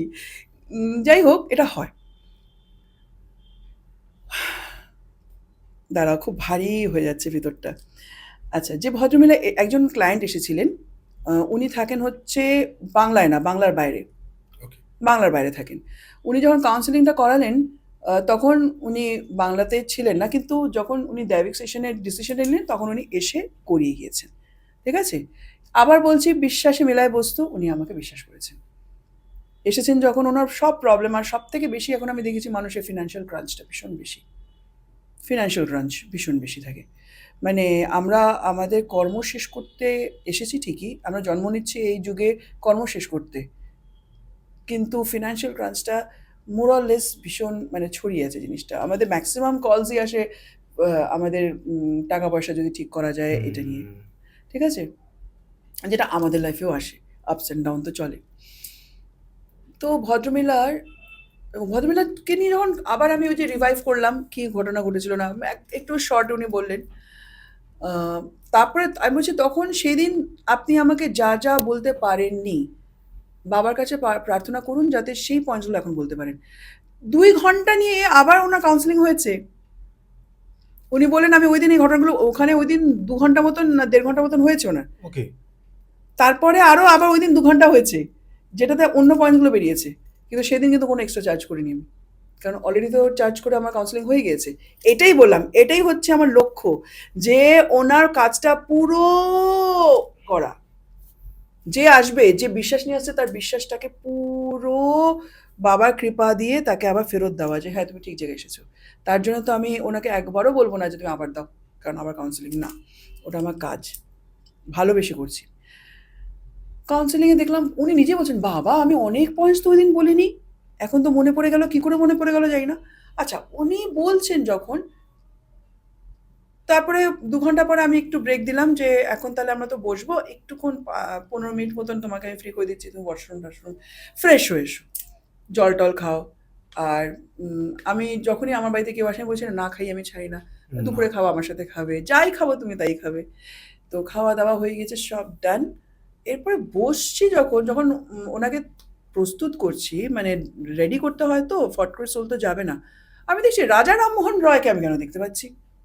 হ্যাঁ, রাজা রামমোহন রায়কে খালি আমি দেখতে পাচ্ছি। কেন আমি ওনাকে দেখতে পাচ্ছি? আর ওনার ওই যে সাইড ফেসের একটা ছবি হয় না? খুব বিখ্যাত। খুব বিখ্যাত, আমাদের হিস্ট্রি বইতে ওই ছবিটা থাকে। হুম। ওইটা দিয়ে ফার্স্টে দেখতে পেলাম। তারপরে দেখছি উনি ঘোরাফেরা করছেন। মানে ওনার রেলমে উনি মানে কোনো প্রাসাদের মধ্যে ঘোরাফেরা করছেন। কিন্তু আমি রাজা রামমোহন রায়কে দেখছি। ১ম এ ওই ছবিটা দিয়ে আমাকে অ্যাসিওরেন্স দিয়ে দিল, ইট ইজ মি। তারপরে ঘোরাফেরা করছেন। হুম? ওই বেশে। তো আমি না দেখে রেখে দিয়েছি যে I will come to this topic but not now, এরকম কিন্তু সোলস আমাকে দিয়ে দেন হিন্ট। সেটা আমি লাস্টে যখন বেরিয়ে যাবো তার আগে আমি জিনিসটা আসি। তো তারপরে ওর ৩টে জীবনীও দেখলো, ৩টে জীবনী নিয়ে এই জীবনের প্রবলেমসগুলো বুঝতে পারলো, সলভ কি করে করা যায়, এভরিথিং। ওর বরের সাথেও কিভাবে কানেক্টেড, এভরিথিং দেখেছে, অল আনসার্স শি গট। তারপরে যখন বলল না, আমি বলেছি এবার তুমি রেডি ফেরত আসার জন্য? বলে হ্যাঁ। আমি দাঁড়াও, এইবার হচ্ছে মেজর হাটে হাড়ি ভাঙা হবে। ও তো ওই ডাইভিং স্টেশনে ওই ট্রান্সে বলছে কি, আমি ইয়েস, এইবার রাজা রামমোহন রয়কে আমি কেন দেখছি, এই মিস্ট্রিটা আমাকে সলভ করতে হবে। আমি কেন ওনাকে প্রথম থেকে দেখছি, কি কানেকশন আছে তোমার রাজা রামমোহন রয়ের সাথে? বললো আমি তো জানি না, আমি যেতে হবে। আবার বাবাকে প্রার্থনা করলাম যে বাবা, আমি রাজা রামমোহন রয়কে প্রথম থেকে দেখছি, তো ওনার সোলকে এবার এখানে আপনি প্লিজ আসতে দিন, যাতে উনি ওকে নিয়ে যেতে পারে। মানে তখন আর বাবা কিন্তু এই জিনিসটা করাচ্ছে না, তখন রাজা রামমোহন রয় ওই জিনিসটা করাচ্ছে। ঠিক আছে? উনি রাজার মতনই রাজা ছিলেন, সেটা না আমি পুরো চোখের সামনে দেখলাম। আমি দেখছি ওই মেয়েটি বলছে, আমার খুব গায়ে গরম লাগছে, আমার গলায় জবা ফুলের মালা, আমি একটি চিতার উপরে শুইয়ে দিয়েছে আমাকে, আমার বয়স চলে যাওয়ার মতন নয়, বলে যাচ্ছে, হ্যাঁ, ১৫ বছর বয়স। বলল আমার গায়ে খুব গরম লাগছে, আমি মরতে চাই না, আমাকে ছেড়ে দাও, ছেড়ে দাও, আমি মরতে চাই না। আমি বললাম, তুমি কোথায়, চিতার উপরে আছো? বলে হ্যাঁ, আমাকে চিতার উপরে মানে আমি মরতে চাইছি না, আমাকে বাধ্য করছে, আমার স্বামী মারা গিয়েছে বলে আমাকে মেরে ফেলবে, সতীদাহ। তারপরে আসলে আমাকে সতীদাহ করা হচ্ছে আমাকে, আমি মরতে চাই না, আমি বাঁচতে চাই। তারপরে বলছে, এই যে আমার গায়ে কাটা দিচ্ছে। তারপরে বলছে, তখন বলছে যে আমি একজনকে দেখতে পাচ্ছি, উনি সবাইকে মানা করছেন, কেউ ওনার কথা শুনছে না। কে বলো তো? রাজা রামমোহন রায়। বলে হ্যাঁ হ্যাঁ হ্যাঁ, মাথায় ওই যে টার্বান মতন বাঁধা, হ্যাঁ হ্যাঁ হ্যাঁ, আমি ওনাকে দেখছি, উনি মানে ওনার বেশে আমি দেখতে পাচ্ছি, উনি মানা করছেন, ওনার কথা কেউ শুনছেন না, উনি ঘুরে ঘুরে সবাইকে মানা করছেন, শুনছেন, আর আমি চেঁচাচ্ছি, আমার গায়ে গরম লাগছে। আমি মানে কি বুঝতে পারছো? ও ওই চিতার মধ্যে ওই জায়গায় তখনও, তখন আর এই বডিতে তো নেই, ওই চিতার ওই জন্মে ওই জায়গায়। কি ভয়ঙ্কর জিনিসটা হয় ভাবো। বলছে ধাক্কা দিয়ে দিল, ধাক্কা দিয়ে দিল। কি কি করেছে? বললো আমাকে চিতার থেকে ধাক্কা মেরে আমাকে নামিয়ে আনলো, টেনে নামিয়ে আনলো রাজা রামমোহন রায়। চিতার থেকে টেনে নামিয়ে এনেছে, মানে নিচে আগুন লাগিয়েছে তো, উপরে উঠতে যতটুকু সময়, বেশি স্পিডে তো তখন হয়নি, ওঠেনি, আগুনটা পুরো লাগেনি। সবাইকে যখন রিকোয়েস্ট করছে রাজা রামমোহন রয়, কেউ তার কথা শুনছে না, সবাই মুখ ফিরিয়ে রেখেছে, কারণ এটাই তো সতীদাহ প্রথা, এটাতেই তো স্বর্গ পাবে, বরের সাথে যাবে, এই তো করে যাচ্ছে। তখন এক ধাক্কা মেরে ওর উপর থেকে সমস্ত ওই যে কাঠফাট সরিয়ে ওকে টেনে টেনে হিচড়ে নামিয়ে দিয়েছে, টেনে হিচড়ে নামিয়ে দিয়েছে। বললো আমি নেমে আসলাম, এভাবে বলছে, কিন্তু বলে আমি নেমে আসলাম, আমার গা গা ও তখন ওর বডি কাঁপছে, মানে ও বিছানায় শুয়ে ওর বডি কাঁপছে। ও বলছে আমি পুরো শরীর কাঁপছে আমার, সবাই খুব বিরক্ত হয়েছে, এই করে বলছে, কিন্তু এইভাবে চেঁচিয়ে বলছে ও, সবাই খুব বিরক্ত হয়েছে। কাম ডাউন, কাম ডাউন, কাম ডাউন, কাম ডাউন। আমি যদি বলি তুমি এখানে আছো তাহলে তো হবে না, আমি তখন বললাম যে তুমি দেখো এখন কি হচ্ছে, ইউ কাম ডাউন, তোমাকে বাঁচিয়ে দিয়েছেন, রাজা রামমোহন রায় তোমাকে বাঁচিয়ে দিয়েছেন, এইবার দেখো কি হচ্ছে। বলে উনি আমাকে মেয়েকে যেরকম জড়িয়ে ধরে উনি সেভাবে আমাকে জড়িয়ে ধরেছেন, সবাই উল্টোপাল্টা কথা বলছে, উনি আমার মাথায় হাত রেখেছেন, মানে কি এই যে তুই আমার কাছে থাক, তুই কারো কথা চিন্তা করিস না, আমি আছি তোর সাথে। হ্যাঁ, আমি বললাম তুমি ওনাকে কোন এজে, ওর টাইমটা বলে দিলাম, আমার টাইমটা মনে পড়ছে না। হ্যাঁ, 1800 সামথিং এই সালটা ও দেখছে, তুমি একটু দেখে নিও, রাজা রামমোহন রায় চলে যাওয়ার কয়েকটা বছর আগে ঘটনা, বা 10-15 বছর আগে ঘটনা, 1800 সামথিং বলেছে।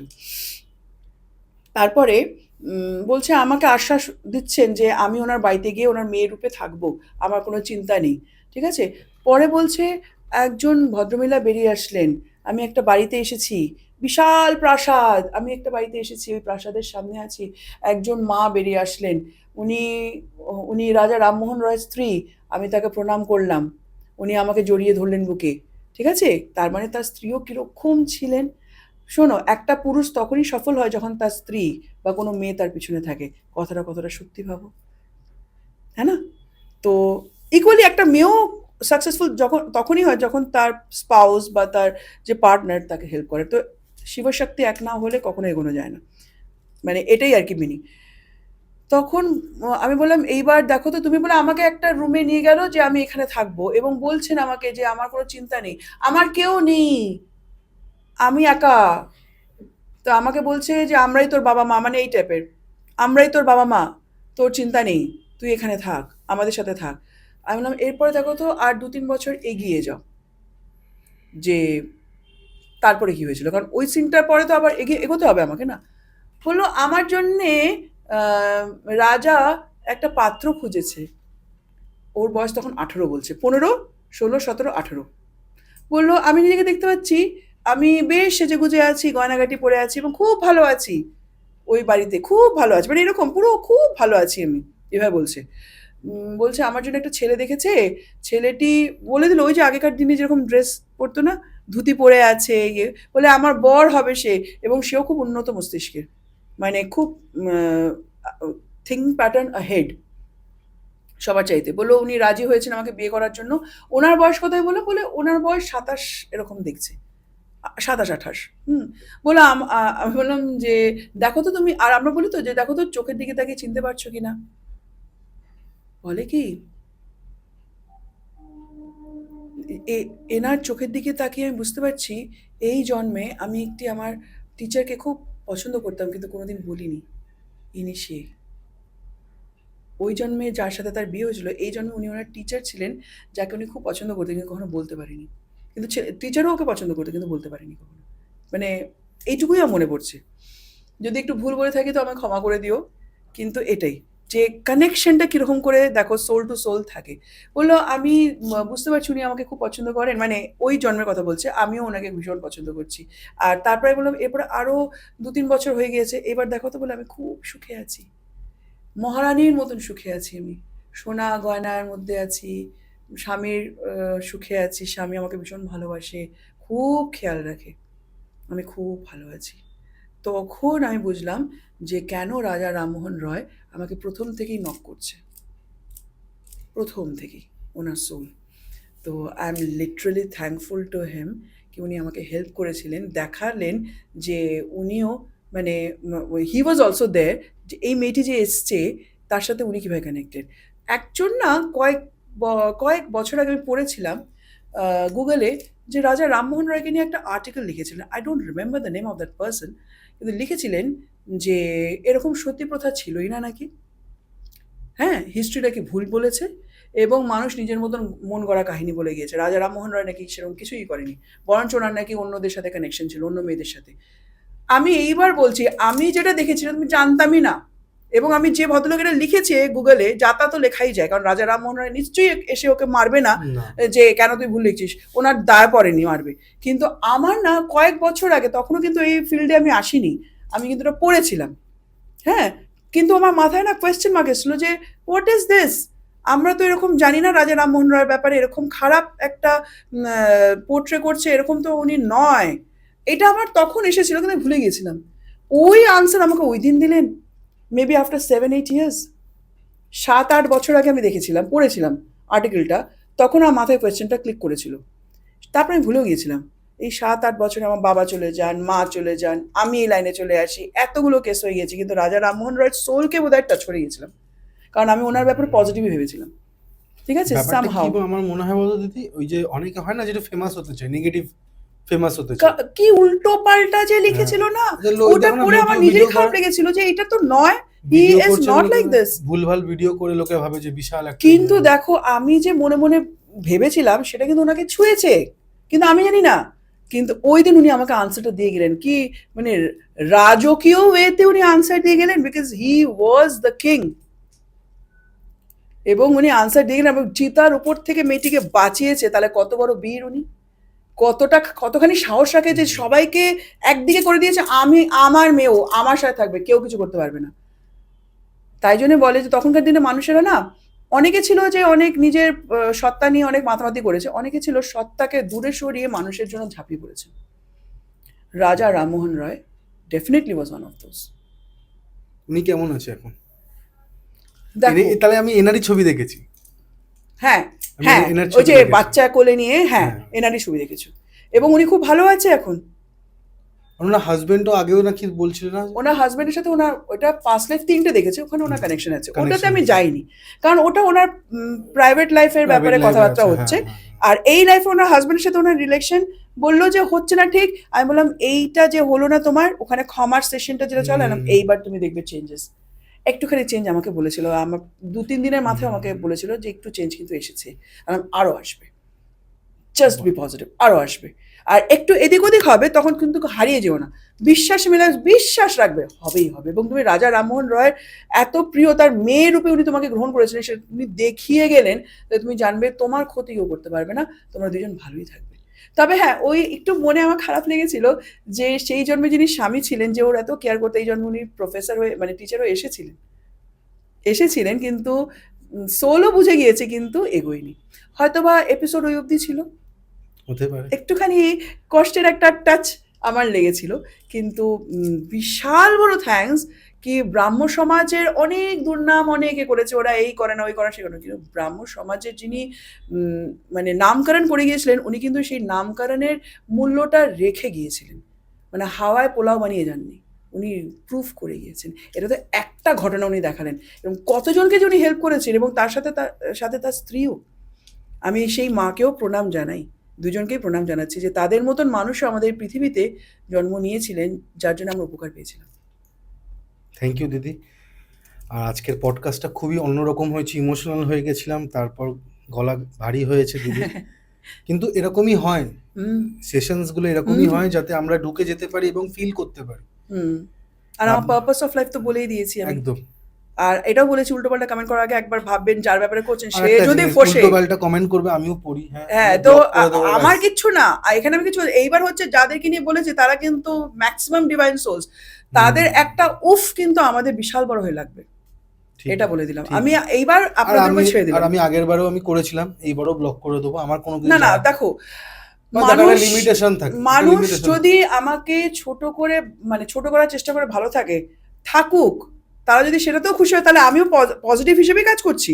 কিন্তু তখন গিয়ে আমি নক করেছি যখন প্রচন্ড বেশি হয়ে যাচ্ছে জিনিসটা, মানুষের কাছে লিমিটেশন, একটা একটা বাউন্ডারিজ থাকে। একটা তখন গিয়ে আমি নক করছি। আমাকে অনেকে অতিরিক্ত বলেছে বেশি। যে দিদি তুমি নক করছো কেন, আমি দাঁড়াও, ও থেমে যাবে, কিন্তু দেখছি আমিও দেখছিলাম। পাগলামি করছে, হ্যাঁ। তখন গিয়ে নক করেছে যে এতটাও পাগল হওয়া উচিত না। লাভের লাভ কি হলো? আর লাভে লাভ তো দেখো, উনি ওনার লাইফে ভালো থাকুক না, আমি তো ওনাকে টেনে হিচড়ে ভালো নামাচ্ছি নেই না, বলেই তো অন্যের লাইফটা খারাপ করছে। তা জানি না, কিন্তু আমি মাথাও দেবো না, কারণ ওটা আমার আমরা দরকার এগুলোকে নেই। বাদ দিয়ে দিই, ক্ষমা করে দিয়েছি আপনাকে। আর ভালো থাকুন, সুস্থ থাকুন। না না, আমি বাবাকেই বলেছি যাতে ক্ষমা করে দেন, হুম। যে আমি এই জন্য বললাম যে এই গল্পগুলো কিন্তু গল্প না, এগুলো সত্যি ঘটনা। সত্যি। আপনারা কিছু লেখার আগে একটু একবার ভাববেন, যদি আপনাদের এই ঘটনাটা ঘটে থাকে, আর আমি যদি বলি, কেউ যদি বাজে কমেন্ট লেখে, তাহলে আপনার কেমন লাগবে, শুধু এটুকুই বলে রাখলাম। তাই জন্য একটু ভেবে লিখবেন please. Thank you so much. আর বেশি দীর্ঘায়িত করব না, নাম্বার দেওয়া আছে, আপনারা কন্ট্যাক্ট করতে পারেন। আমি আপনাদের হোস্ট কৌশিক সেন, আজকে আমাদের গেস্ট আবারও রিনিতা ম্যাম, আর ক্যামেরার পেছনে অ্যাজ ইউজুয়াল কিংশুক সেন। নমস্কার। নমস্কার। নমস্কার।